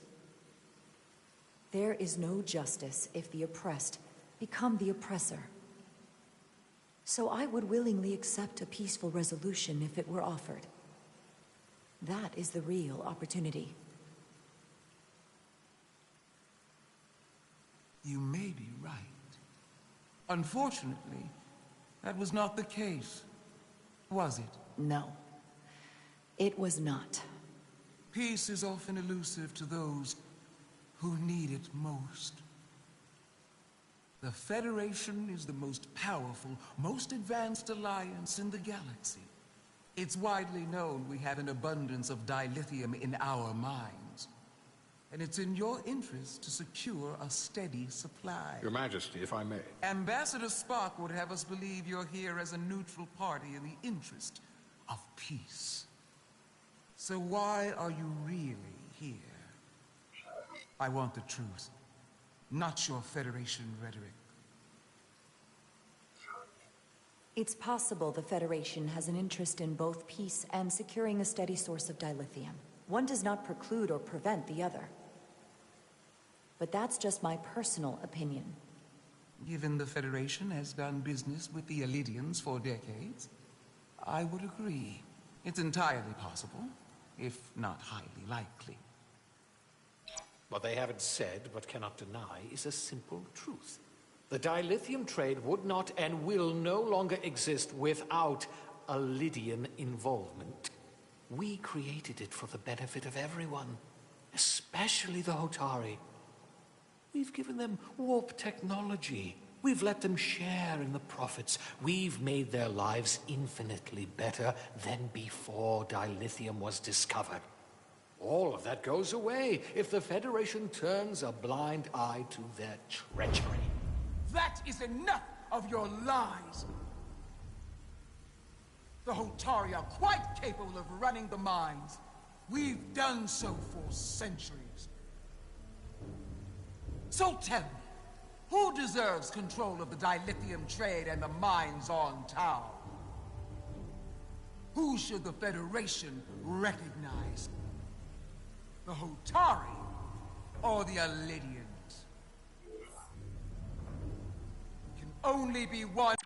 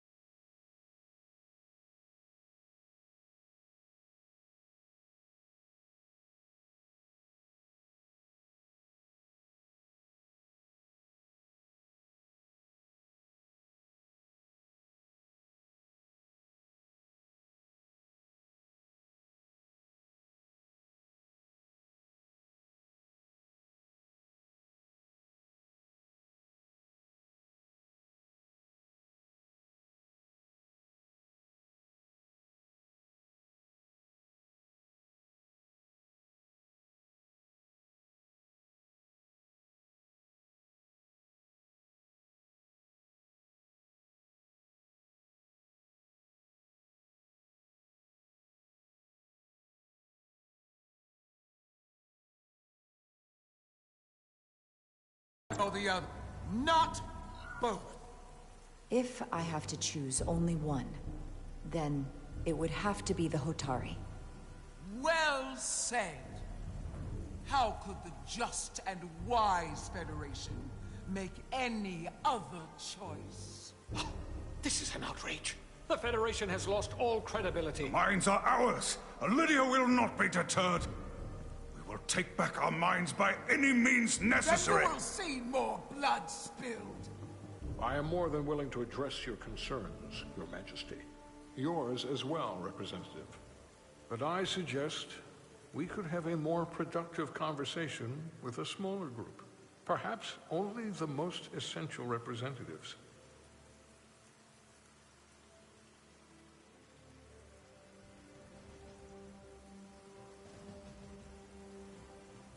I suppose there is some sense to that.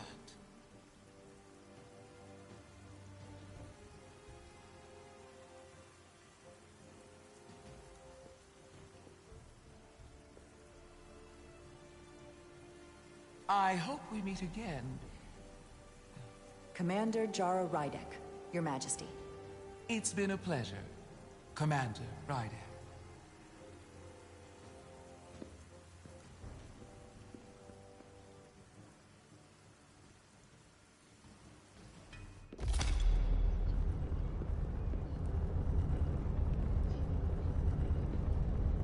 Spock and I will cover everything on the diplomatic front. You make nice with the locals and see if you can get some answers. We need to find out why the Hotari are so willing to risk war. What happened in those mines?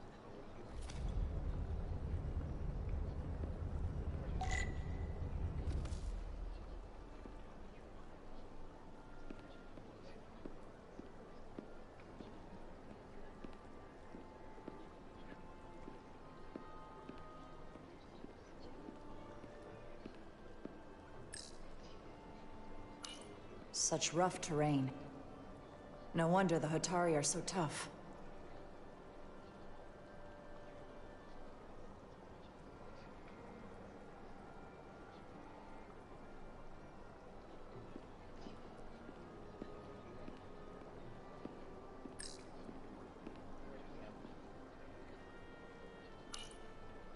Commander, I'm glad you've chosen to side with the Hotari.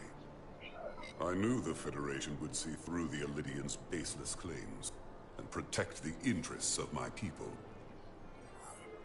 Even though the Hotari should have control of the mines, some of the Elydian claims are still valid. There you're wrong, but we can agree to disagree.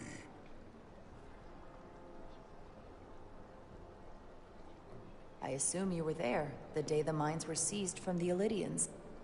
Not seized. Reclaimed. And restored to their rightful owners. Yes, I was there. We had to be decisive. Before the Elydians could even realize their worst nightmares upon them. I'm curious why the Elydians haven't fought back. They have the ability to retake the mines anytime they want. Ability is one thing. Courage is another. The Elydians know any hostile action on their part will not end well.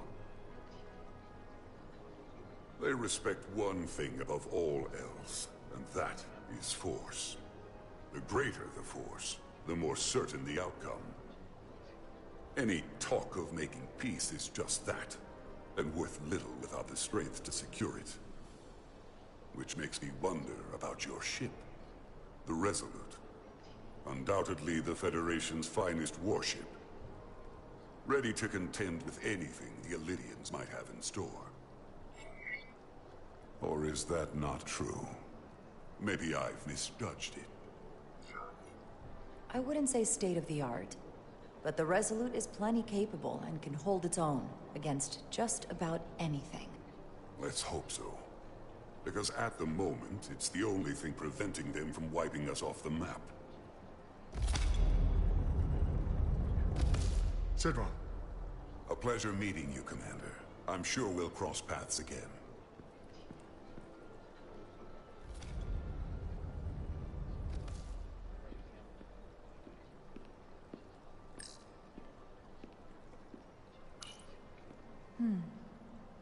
Soothing.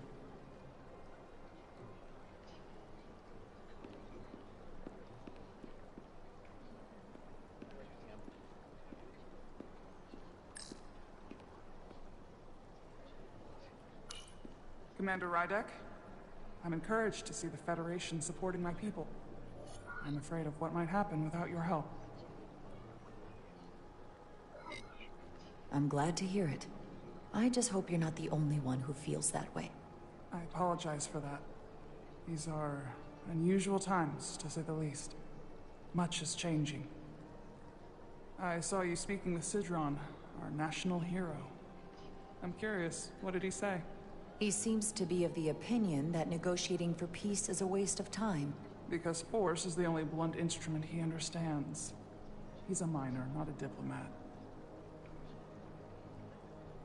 For the first time in our history, the Hotari have the upper hand. We see ourselves as strong instead of downtrodden. New voices have risen up. Old voices shouted down. Galvin and Sidron have become national heroes. Now, they have the Queen's ear. Better or worse, depending on your perspective.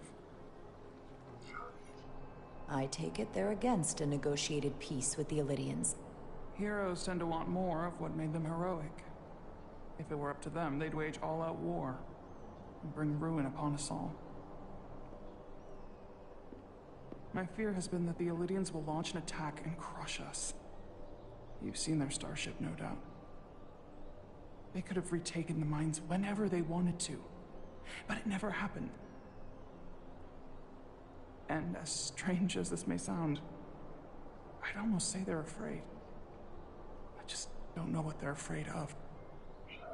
It's still the same bluster and bravado you would expect from them. But it has no teeth. Like they're afraid of what might happen. Do you think it has something to do with the ion storm? Right now, it's stronger than ever, isn't it? It's entirely possible. I'm not a scientist, but I do know the storm has knocked out all kinds of systems. So maybe the Illidians weren't willing to risk their ships, given all the interference.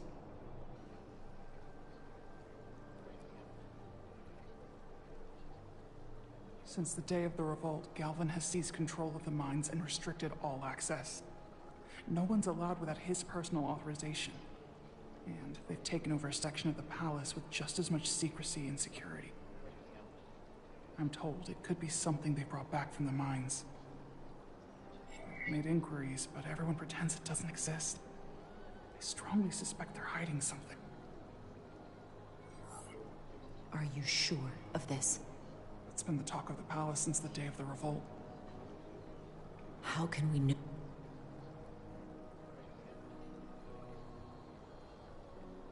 I'd better see what's happening. Do you think you can find out what they're hiding? I need to see proof of something before I can make my case to the Federation. I can try, but even if I found it, I might not know what to make of it. Take this. You can use it to capture whatever you find, and then send it to me.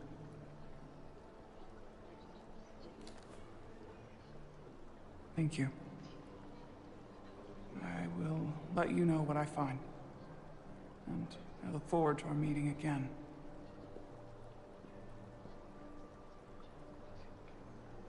Sorry, I couldn't help but notice you were speaking with the Hotari this whole time. I figured in the interest of fairness, I should offer another perspective. Of course.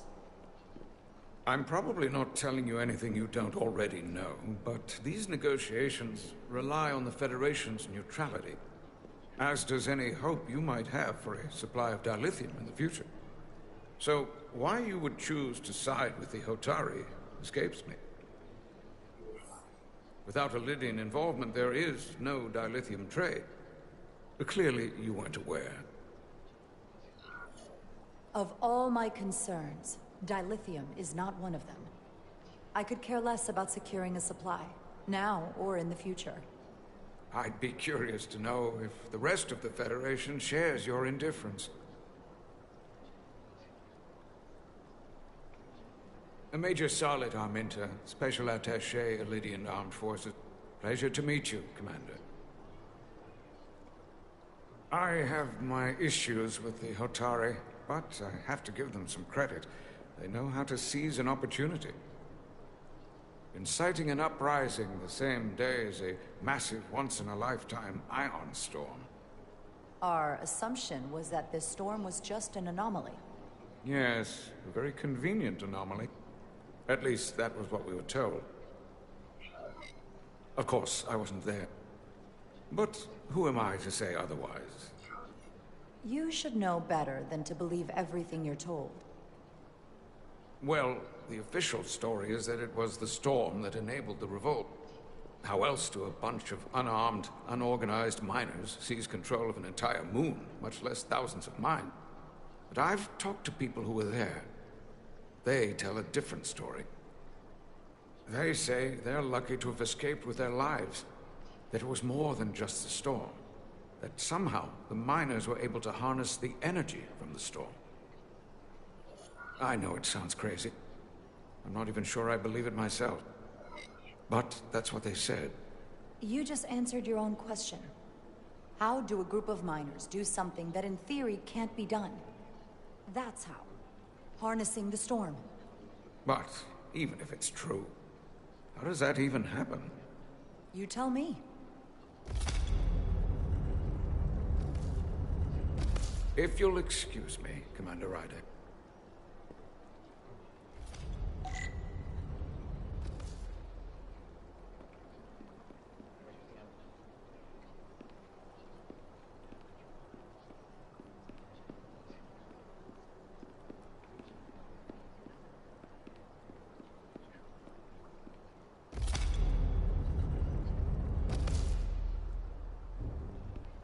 Well, that was a disaster. What happened?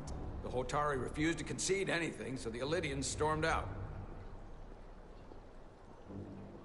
The Hotari did not invite us here as peacekeepers. I hope your efforts were more fruitful than ours.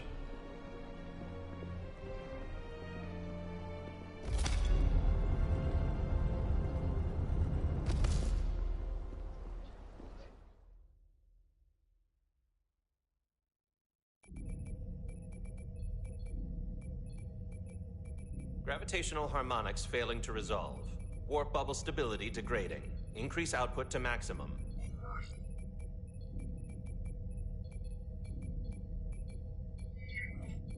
Increasing warp output to maximum. It's happening again.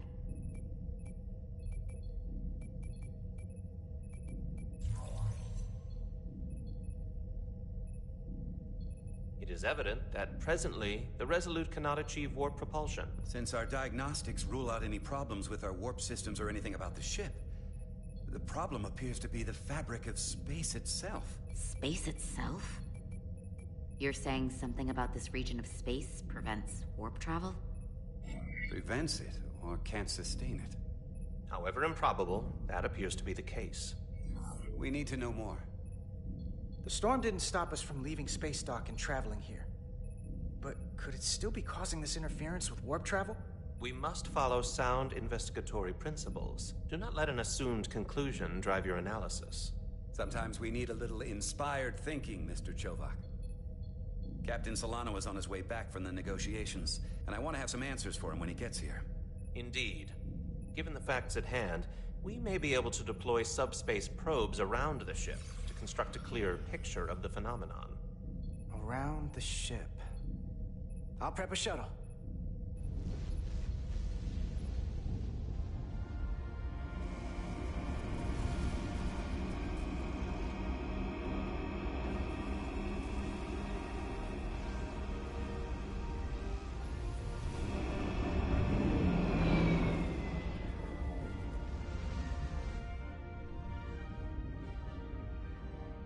Setting up a waypoint at a distance roughly corresponding to the edge of our warp field. When we get there, I'll deploy the first probe.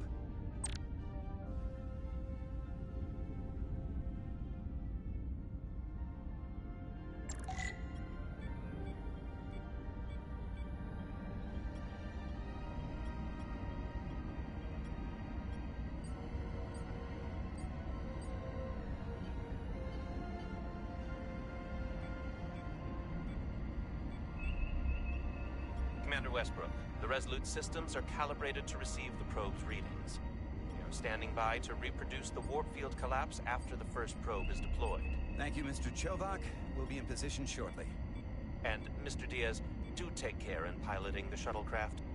Now is not the time to indulge in the human penchant for joyriding. Chovak probably isn't such a fun guy to work for, huh?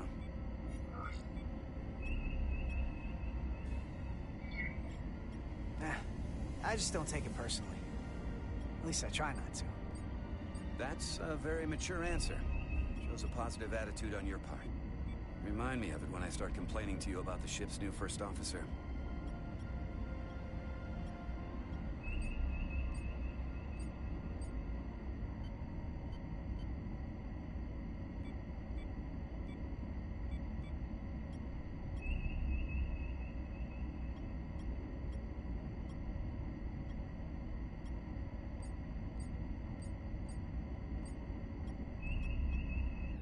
This is far enough.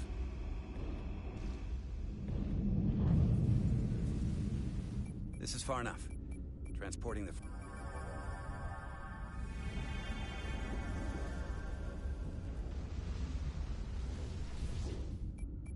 Westbrook here.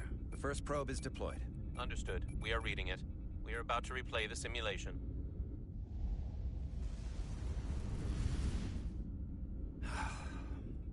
Problem? I just can't get a handle on her. Commander Rydek. She rejected my plan to use a deflector pulse against the storm surge. But on the other, she did listen to my advice and use the whole polarity trick to get you through that excursion alive. I'm not saying there's anything wrong with the new XO. I'm sure she's a fine officer, even if we don't see eye to eye. But she didn't go through what the rest of us did. You know that. And it's hard to figure out why she'd be the one Solano chose instead of, well, one of us.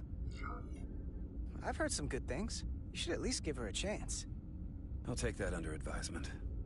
Test is running. Warp field collapse in 3, 2, 1, mark.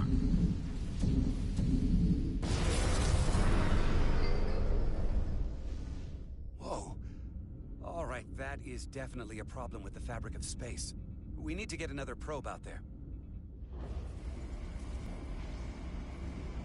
With 2 points of data, the Resolute and the probe, we've managed to get an interference pattern. I'm setting a waypoint to a particularly strong area of interference. We'll deploy the second probe there.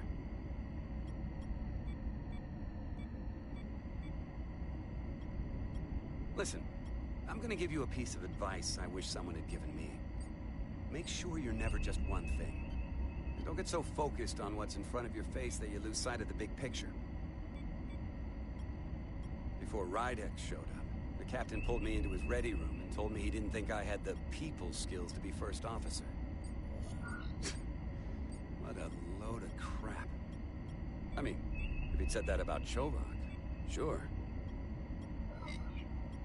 Well, if you're asking, I think you're a people person. After all, here we are. Me, an enlisted officer. You, one of the senior staff. Talking like old buddies. I should send Solano to talk to you. Bring him on. I'm sure you can handle him. You've got potential.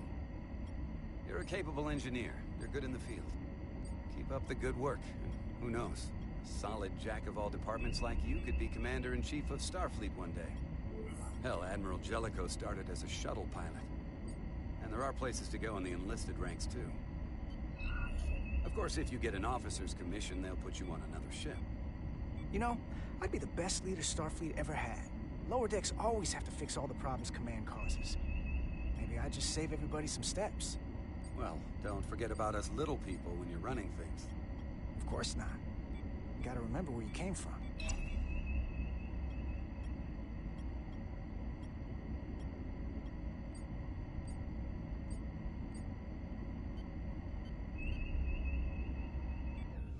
Here.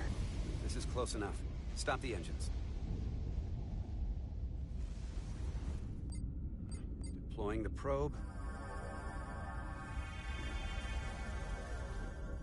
Westbrook to Commander Chovak. We're ready for another sampling of data. Very good. Running the simulation again.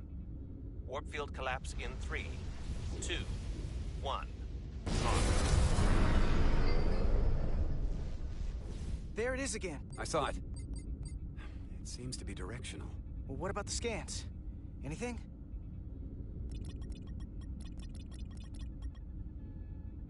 Here's the readings in relation to our local space. We've got the Resolute, Otari Prime, and the probes. All this interference is overloading the sensor buffers. We're gonna have to triangulate the sensors manually.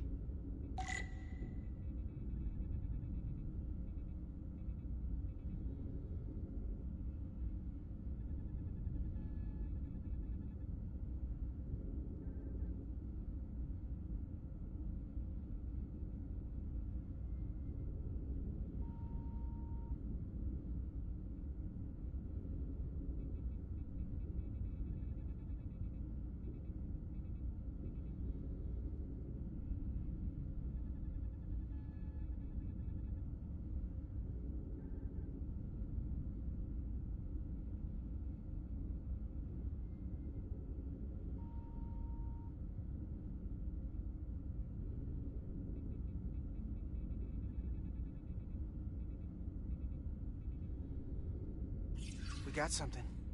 These markers indicate peaks in the gravimetric interference patterns. Let's see if I can find some more.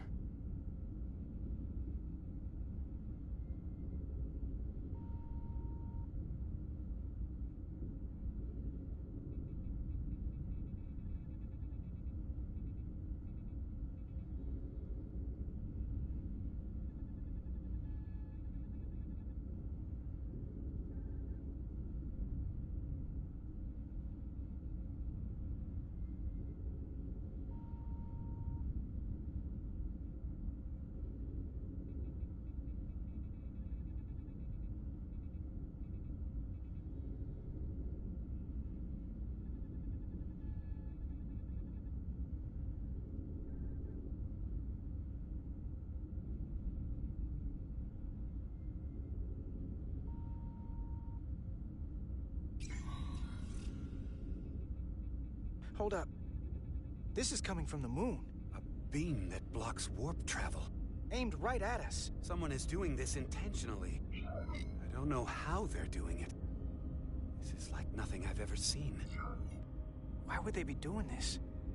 We came here to help these people. And now we're getting hit by some warp-killing weapon?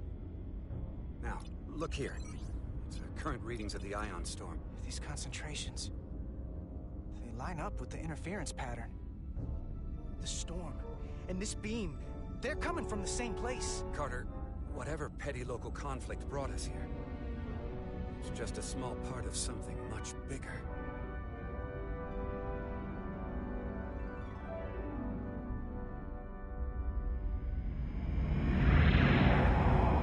Presently, we don't have an explanation for how they're doing this. One thing is clear. This is no fluke. Thank you, Mr. Westbrook. I want a full briefing when I'm back on board. Solano out. A targeted weapon that inhibits warp travel. Coming from the moon Tau. That would explain the difficulties my shuttle encountered. More importantly, the tenor of the Hotari during the negotiations. And here I thought the Illidians would be the problem.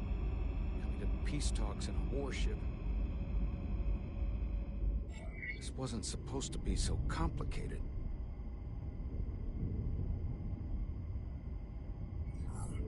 For all their posturing, every indication is that the Illidians are afraid of the Hotari. They didn't bring their warship as a threat. They brought it because they're scared. From everything we witnessed, I would say that is highly likely. But what are they afraid of? Tylus, the Hotari representative, said she thought they found something in the mines. Galvin and Sidron brought it back to the palace, but they're keeping it under tight security. She's going to investigate it. I gave her my tricorder. I expect she'll contact us soon. You found an ally. Why would Tylus help us? Go behind her people's back? It's a fair question, considering. Out of all of them, she's the one who seemed to genuinely appreciate that the Federation was involved. She believes in us, and I think we can believe in her. That may be true.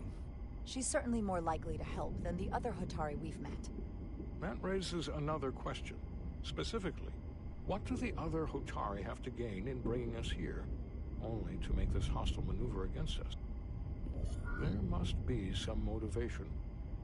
Unless they changed their minds between when they asked and when we got here.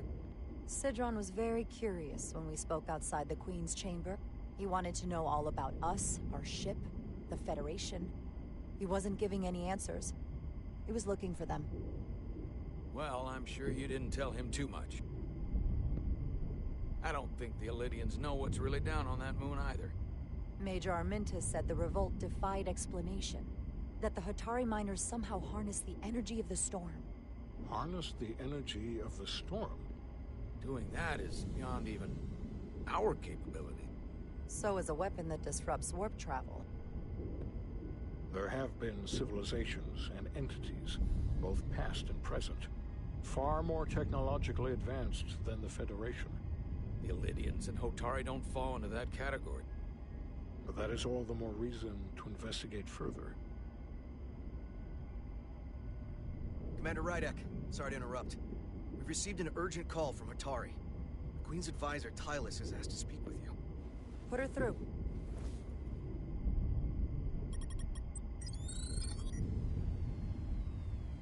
Galvin and Sidron are still with the Queen.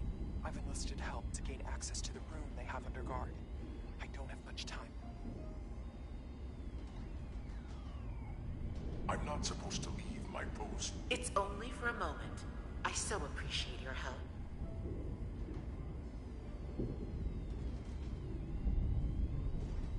I found something. I'm sending you a scan.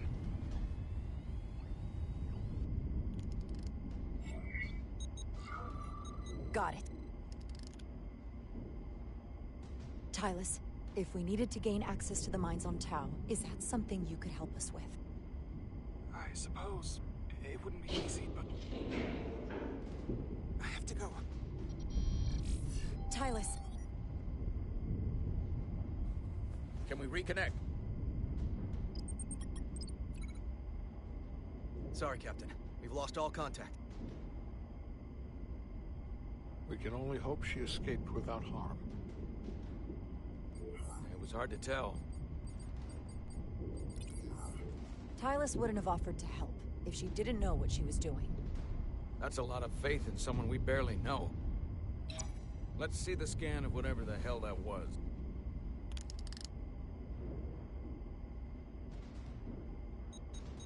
Tylus suspects this came from the mines on Tau.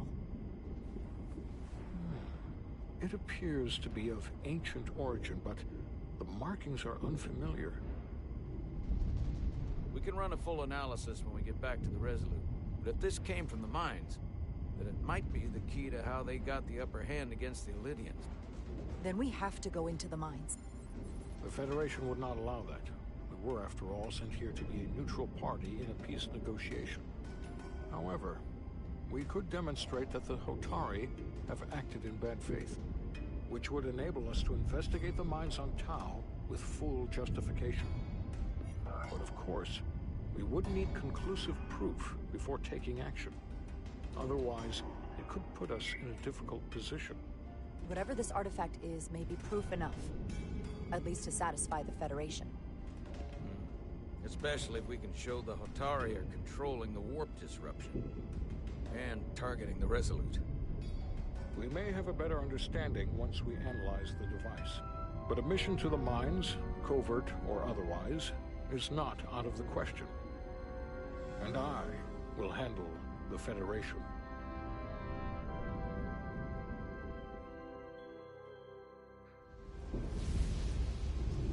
As I was telling Carter, I want all the data I can get on this warp problem. And the negotiating team's shuttle has been recording data all the way back from Hotari. Even better than our probes.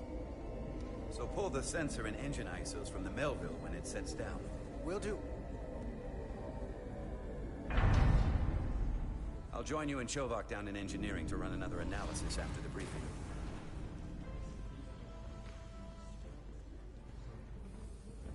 I didn't like this warp problem when we thought it was some astronomical anomaly.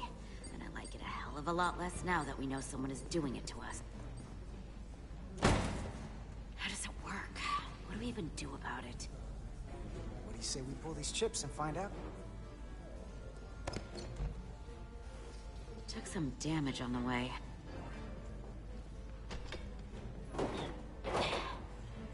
That ionic interference scored the hull plating. Might be some micro welds. Let's try pulling together. All right. 3, 2, 1. It won't budge. Gotta be the storm damage. We need to... Welcome back. Any excitement down on the surface? Excitement? No. Nothing like that. Hey, can you hand me the EJ7 interlock? From the toolbox. I don't know what that is. Not much use for one on a security detail, huh? Carter? Yeah, I'll get it.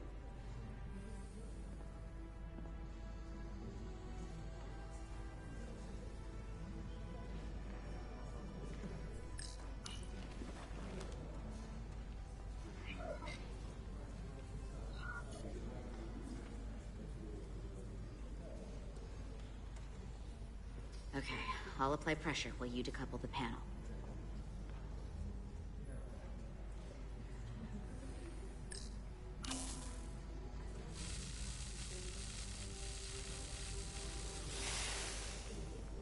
Here, I'll help.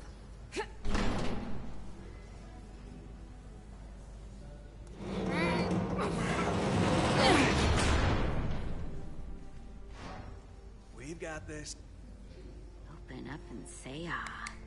Thanks for the hand. We have to get these isolinear chips down to engineering. No problem. You really know everything about these ships, don't you? The tools, the systems. Like a walking Starfleet technical manual. Well, I wouldn't say everything, but I know my stuff. I can see that. Come on, start pulling chips.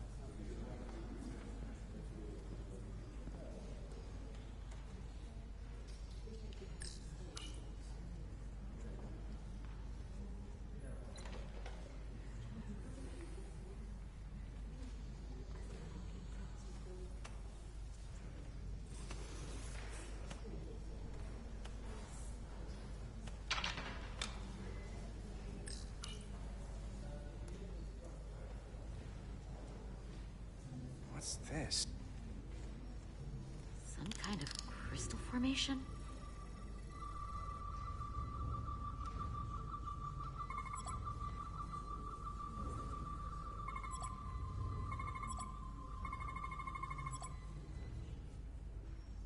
Whoa.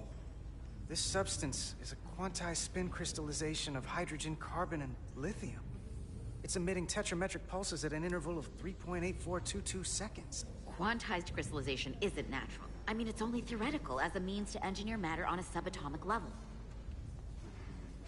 What's it doing in there?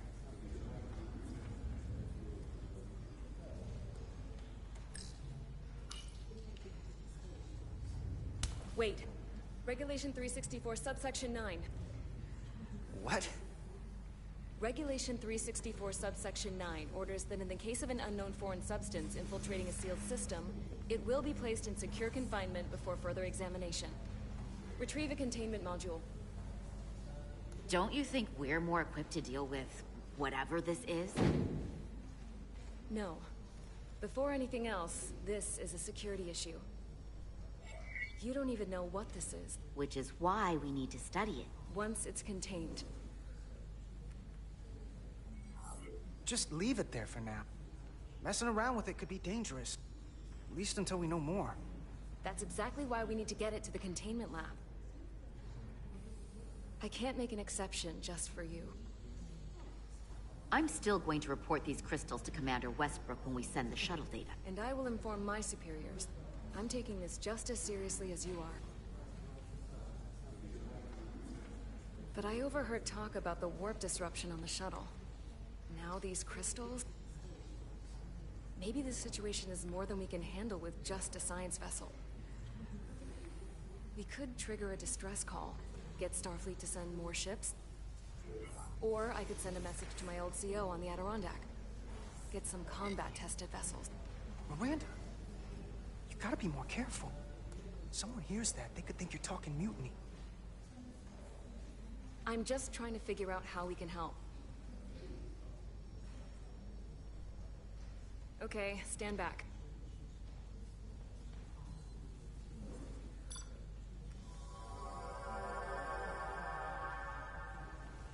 Get this to the containment lab. We'll get it set up for you. I'll let you know when it's safely confined. Oh, we'll be there. Last thing you want is to study this down in main engineering and have it explode next to the warp core.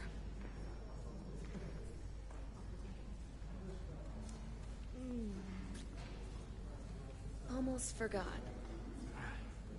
Can't have that. For a second, I thought she'd gone cold on you. Like she might have changed her mind. But I guess this whole situation has her spooked. Maybe she knows more than us? Or it's because this is all happening so fast? But she usually doesn't scare easy. Yeah, there was something a little off about it. Like that talk about sending a distress call?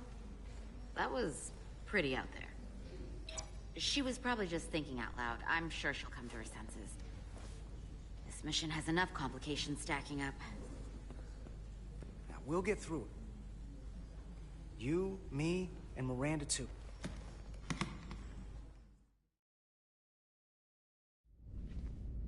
Commander Rydek was able to work behind the scenes during the negotiations and made contact with a representative from the Hotari delegation named Tylus. She mentioned an unusual artifact of unknown origin being held under tight security within the Hotari Palace, which she believes came from the mines on Tau. Now, this artifact might have a connection to the revolt, to the storm, and to the warp disruption we now know has been targeted at the Resolute. Commander Rydek, if you want to take it from here. Of course. Tylus managed to infiltrate the heavily guarded location within the palace and sent us these scans using my tricorder. It appears to be some sort of control panel, possibly connected to the warp disruption weapon, originating on Tau. Of particular interest is this symbol, which we couldn't identify the origin of. The Federation database has records from a vast number of civilizations. If anyone from Starfleet has come across this before, the system should recognize it. Cross-referencing with Federation records. Displaying symbols from Federation database with a 90% probability of match or higher. Select a symbol to further analyze.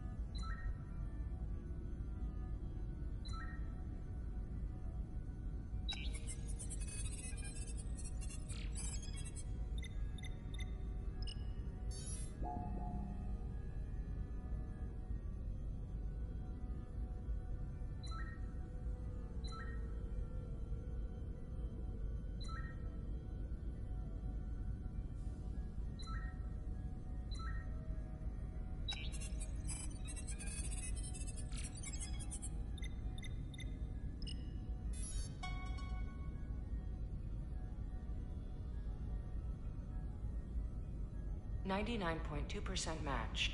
Got it.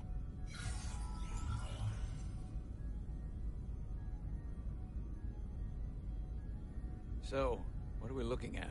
The design and composition indicate this is a glyph associated with the ancient Khan Empire. Their civilization collapsed over 600,000 years ago, but once spanned millions of systems with a population numbering in the trillions. Fascinating. The Takan were once the most advanced, most powerful civilization in the galaxy. Is it possible the Hotari found Takan technology? I wonder if they even know what they have. Our knowledge of the Takan is limited. I have only encountered passing references to them. Actually, I've heard of the Takan. You have? Quite impressive, Commander. Computer, summarize the Enterprise D's discovery of a Takan outpost. On Stardate 41386.4, the USS Enterprise D, under the command of Captain Jean-Luc Picard, discovered a Takan outpost in the Delphi Ardus. According to the mission summary, an unbreakable energy-draining field was deployed against the Enterprise and a Ferengi ship. The Enterprise was only able to escape after negotiating their release with an entity known as Portal 6-3, Guardian of the Takan Empire. Unbreakable energy draining field. It starts to make sense. What else is there? There's a lot here. Let's take it piece by piece. Select the aspect you wish to learn more about.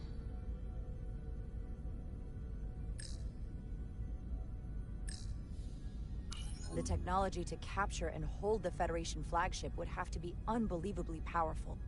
Computer, what else can you tell us about the energy-draining field the Takan used? The Enterprise D was unable to break free on its own. The precise nature of the technology was never fully understood.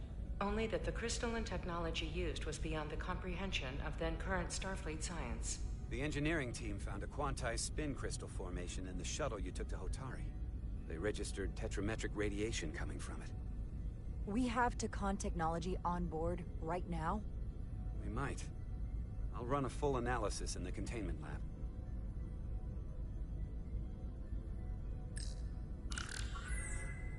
There appears to be some sort of restriction order from Starfleet. Computer, explain this restriction. A Starfleet directive similar to General Order 7 forbids entering the Delphi Ardus system or attempting to make contact with Portal 6-3. Starfleet doesn't throw up a no trespassing sign for just anybody. I suppose it makes sense considering what happened to the Enterprise D.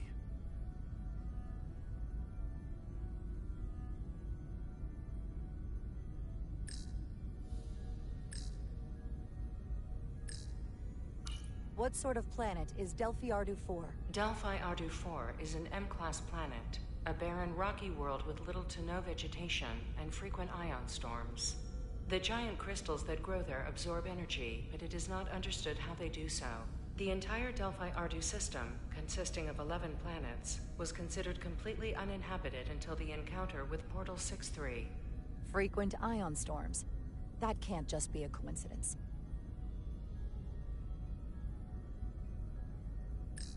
Someone from the Takan Empire is actually still around. Or at least was, 16 years ago. Computer, what other information do you have on Portal 6-3, Guardian of the Takan Empire? The entity known as Portal 6-3 is of an unknown nature. A biped humanoid, he was unaware that the Takan Empire no longer existed at the time of the encounter. He was able to control the crystal-based technology of the Takan outpost through apparent telepathic means. It was by his choice that the Enterprise was released from the energy-draining field, after Commander William T. Riker of the Away Team argued on behalf of both Starfleet and the Ferengi. Telepathic control of their technology. As I have said, they were the most advanced civilization in the galaxy. The Elydians should have crushed the revolt. But if the Hotari have Takan technology and can control it, see why they're willing to negotiate peace. For all we know, this could be just the beginning. And we're up against something greater than we can imagine. For now, it's probably best we don't let on how much we know. Play our cards close to the vest. Smart. I agree. Then when the time is right, we can confront them. Diplomatically, of course. Right. We've been able to triangulate the source of the ionic interference and warp disruption to a specific mine on Tau. Engineering used the latest data from your shuttle to pinpoint its origin. There. So we know where to look. We need to know what's down there. What the Hotari are hiding, to better understand what we're up against. And to neutralize it if we can. Captain, embarking on a mission to the Hotari moon would not be viewed favorably by either side. However, given the circumstances, We are entirely within our rights to defend ourselves. I just want to make sure this doesn't blow up in our faces. Which is why I'm thinking of sending Commander Rydek on a covert mission to Tau. Assuming you're up to the task. It would require absolute secrecy. And obviously, it's not without risk. I'll get the away team in and out. They're in safe hands with me. Under normal circumstances, that would be the case. But given the sensitive nature of this incursion, I'm afraid you'll have to go it alone. I'm hoping Tylus can accompany you. The priority is to avoid detection. It's a calculated risk. The last thing we need is to get caught and then blamed for violating our neutrality and aggravating an already tense situation. We can't afford any mistakes, which is why I've chosen you. Tylus will be essential to my success. Not only her knowledge of the mines, but her ability to gain access, particularly now that we know which mine we need to get into. Make sure she understands the need to keep this covert. She's not going to want her people to know about this. Get in touch with Tylus and make the necessary arrangements as discreetly as possible. Bridge to Captain Solano. The Illidians have moved additional ships to the edge of the Hotari system. Current heading is straight for the homeworld. Understood. It would seem we no longer have the luxury of waiting. In that case, may I suggest you and I return to Hotari Prime? Doing so will provide Commander Rydek as much time as possible to complete her mission. Agreed. We'll hail the Queen's delegation from my ready room. We all know what we need to do. Dismissed.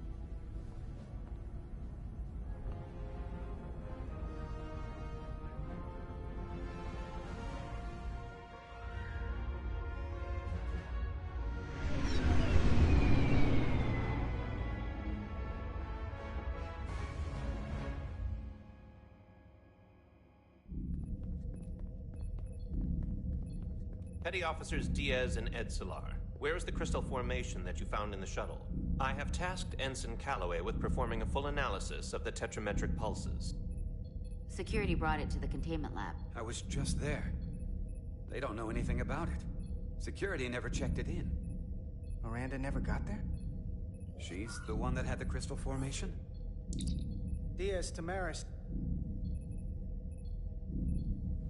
Try her again. Commander Westbrook to Petty Officer Miranda Maris. Respond.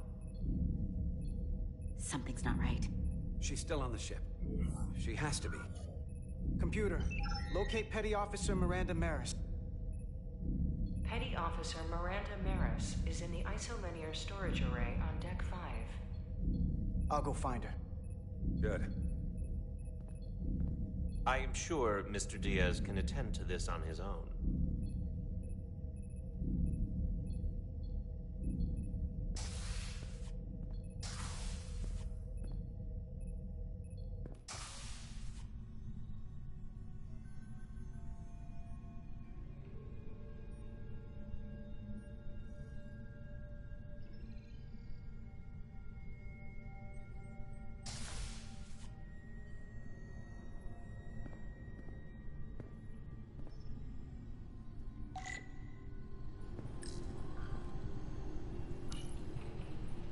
Someone improperly pulled these isolinear chips.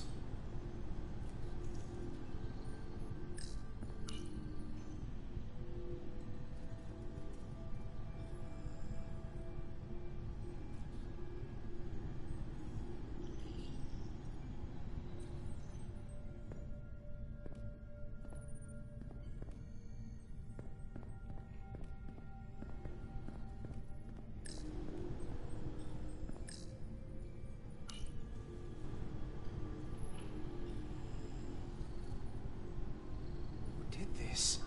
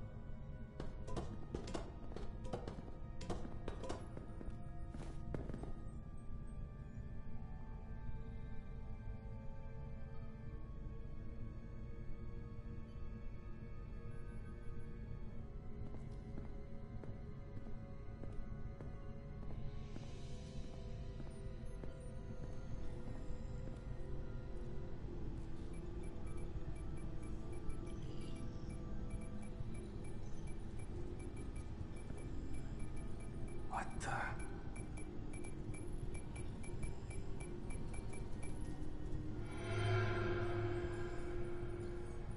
Oh, it's just you. I'm busy right now. Why don't you come back later? What's the matter? Were you worried it was gonna be someone else? No. I mean, I'm glad it's you. But I'm through here, so I can't stay and chat. I have other things to do. Sorry you came all this way for nothing. But hold on a second. Commander Westbrook said the crystal formation we found in the shuttle never made it to the containment lab. He sent me to find you. I don't know why he'd say that. I brought the crystals to the lab myself. Whatever he told you, he got it wrong. All I know is where I left them. If that's the case, let's both go down there and find them. It's that simple. I don't have time for that. I have work to do. Look, I appreciate that you came to check on me, but I'm fine. You worry too much. We're on a starship. Nothing's gonna happen to me here. Miranda, you can be honest with me. Are you in some kind of trouble? The crystals are missing, and now... I don't even know what you're doing in here pulling ISOs. Will you drop it? I don't like being interrogated, Carter. Hey! Wait up!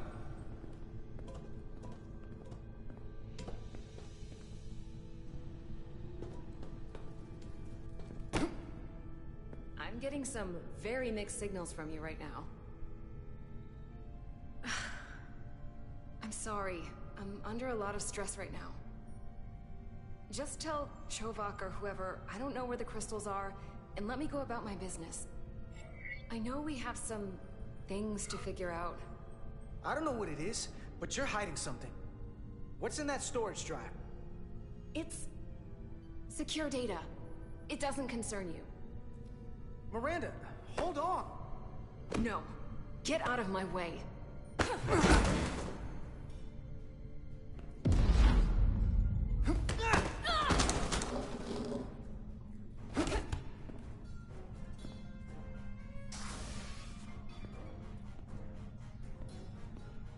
So I see you found each other.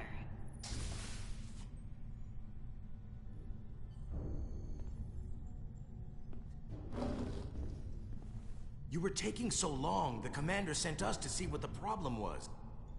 Diaz, you were sent here with specific orders, and fighting your crewmate wasn't one of them. What the hell is going on here? Let's just let them explain. I'd like to hear that, because I know what it looks like. Ask her! She was doing something with this. Copying all kinds of data. This drive is unauthorized. There are ISOs all over the floor. And that's why I was in here, investigating this situation. And when Carter came looking for me, we got our wires crossed. It wasn't anything more than that. Even if that was true, it still doesn't answer what happened to the crystal formation that she took. And she isn't helping. I can't tell you what I don't know. I brought them where they belonged, and that's where I left them. I don't know what's going on here, but I think we need to call it into security. She can explain herself in the brig. Hold on a minute. We don't need to put this on anyone's permanent record. Miranda, maybe you're feeling out of sorts and we should head to sickbay so the doc can check you out? Yeah, I haven't felt right since I came back from Hotari. I think I should see the doctor. You two know her? If you really think she's not well, we can take her to sickbay first. But what I know is this is a security breach, and we should treat it as such. Please, just let me go see the doctor. Let's take her to sickbay. It's better than the brig, isn't it? Yeah. Yeah, it is. Fine. Get checked out by medical. You two go with her. I'll put this back together.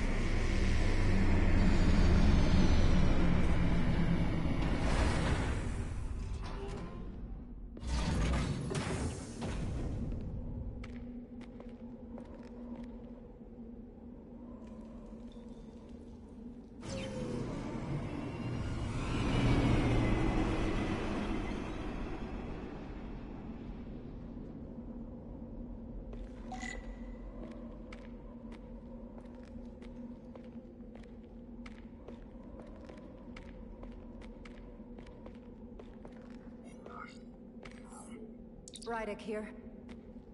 This is Zermot. Any trouble getting to the surface? I'm really starting to miss transporters. As long as this storm is around, you'd better learn to like shuttles. But if you can find the cause of the interference, we might be able to get back to transporting. As if I needed another incentive. We both know there's a lot more than that riding on this. Fair enough. You'll need to get in and out of the mine undetected, so I hope Minister Tylus can help in that regard. So do I. And to keep this covert, we'll refrain from contact unless absolutely necessary. Understood. Rydick out.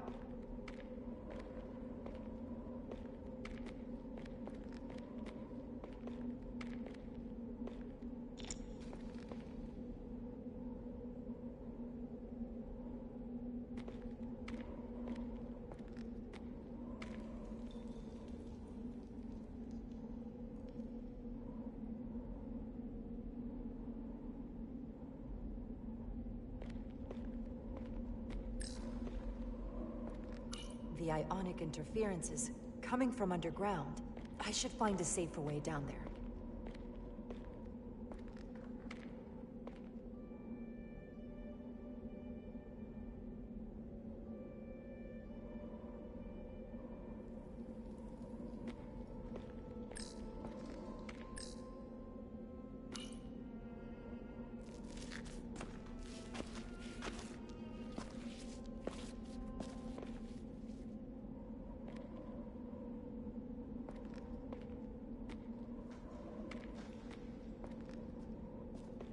I saw your shuttle take off. Hopefully no one else did. It's good to see you. Even under these unfortunate circumstances. When you called to give us a scan, it sounded like they caught you. I was worried you'd been hurt. It was nothing I couldn't handle. Lead the way. I'll fill you in on what we've learned about the situation. Follow me.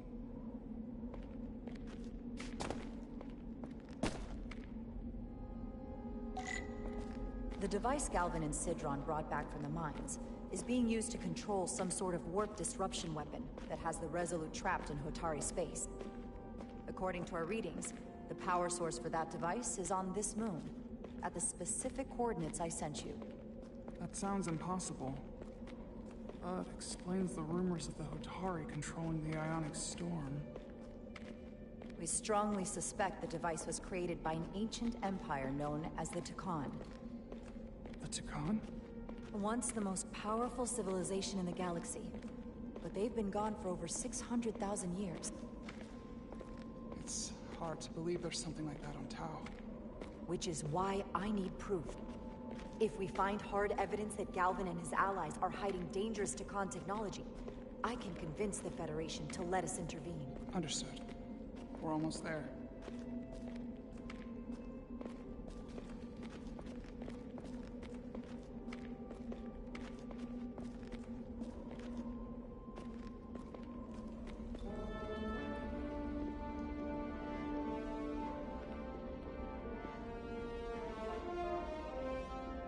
That's the mine?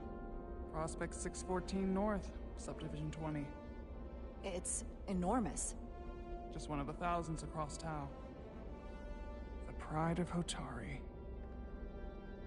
How do we get inside? The structure that circles the mine has entry points for transporting equipment into the lower levels. They're guarded, but nothing I can't get past using my authority. Well, that's good to hear. As long as you can avoid being seen, I should be able to talk my way past any miner. And provide a little distraction for you in the process. How do I avoid being seen? You don't use the door.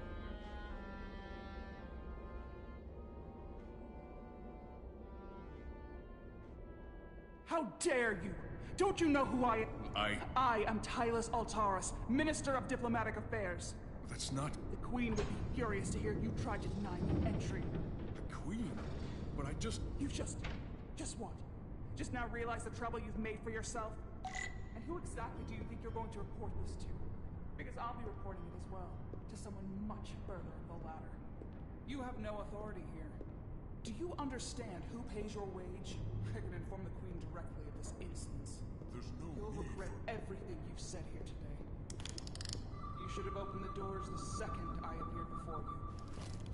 That's not the protocol. I didn't know Each second you delay my entry. Not going that way. Can't believe this. Does your brain function? Do you speak our tongue? Minister, I have How orders. could a fellow Hotari not understand this? You're digging your own grave. Okay. I've reached the end of my Let's get a look inside you. I told you I can't just... Now. But fine. A wise choice. Lead the way. Be quick.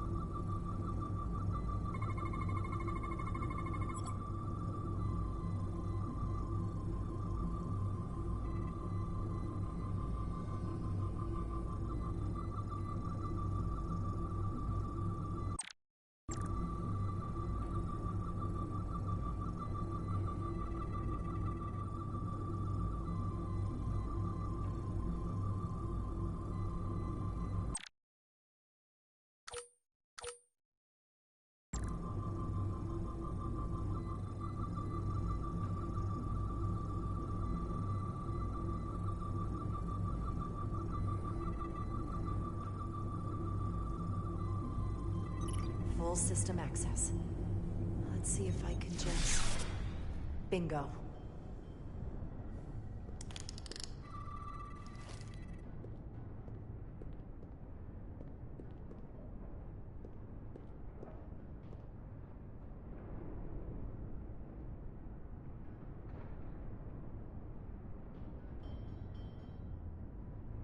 Better hurry. Not sure how long she can keep him busy.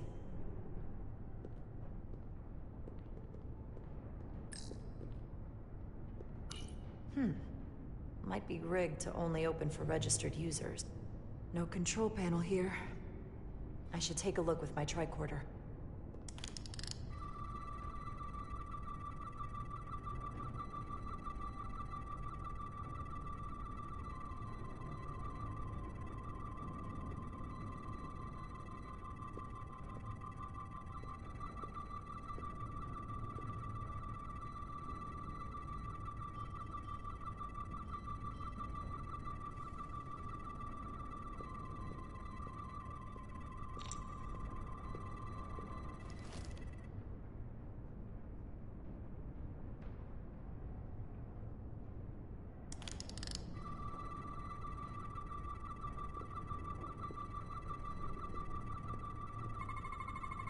Something in here is keeping that door closed.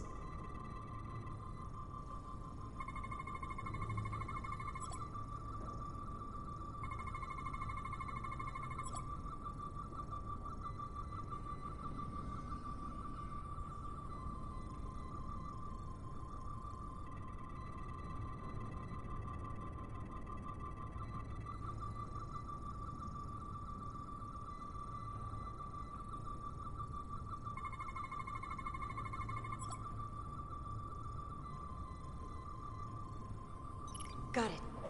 Should remove the security check on the door.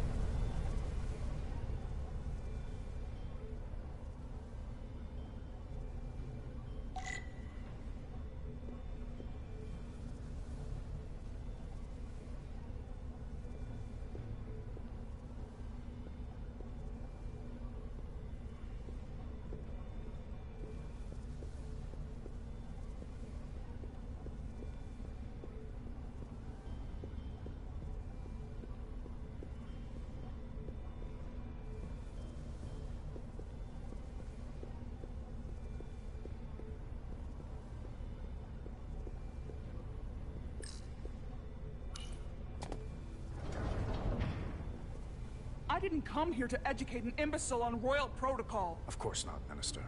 So I will be about my business here, and you will take yourself out of my sight.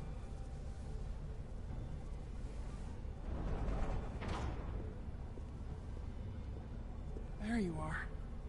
You really let that guy have it. It worked, didn't it? I'm used to having to throw my weight around. Hard to get anyone to listen to you otherwise. I'm impressed. I didn't know you had it in you.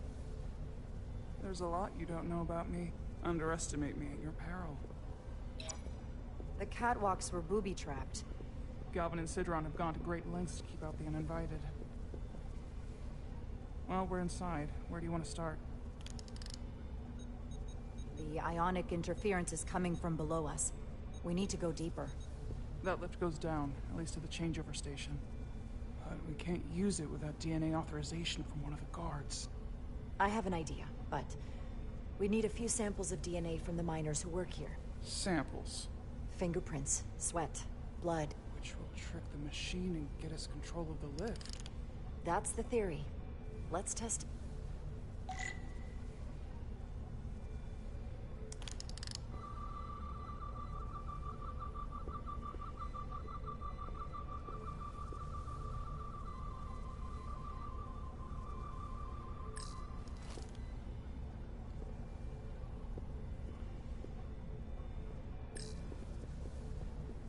What's in all these containers?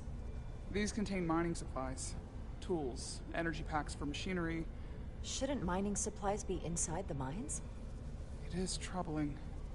If the workers here aren't mining...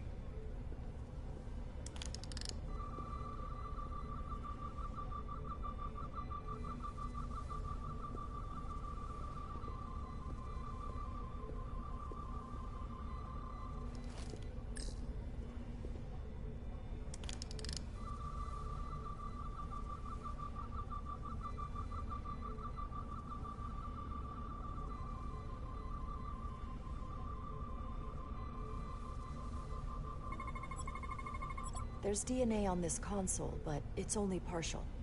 I can't use this. Maybe because we're outside. The weather out here could dilute any DNA samples. What about inside that structure? That's where the workers spend most of their time.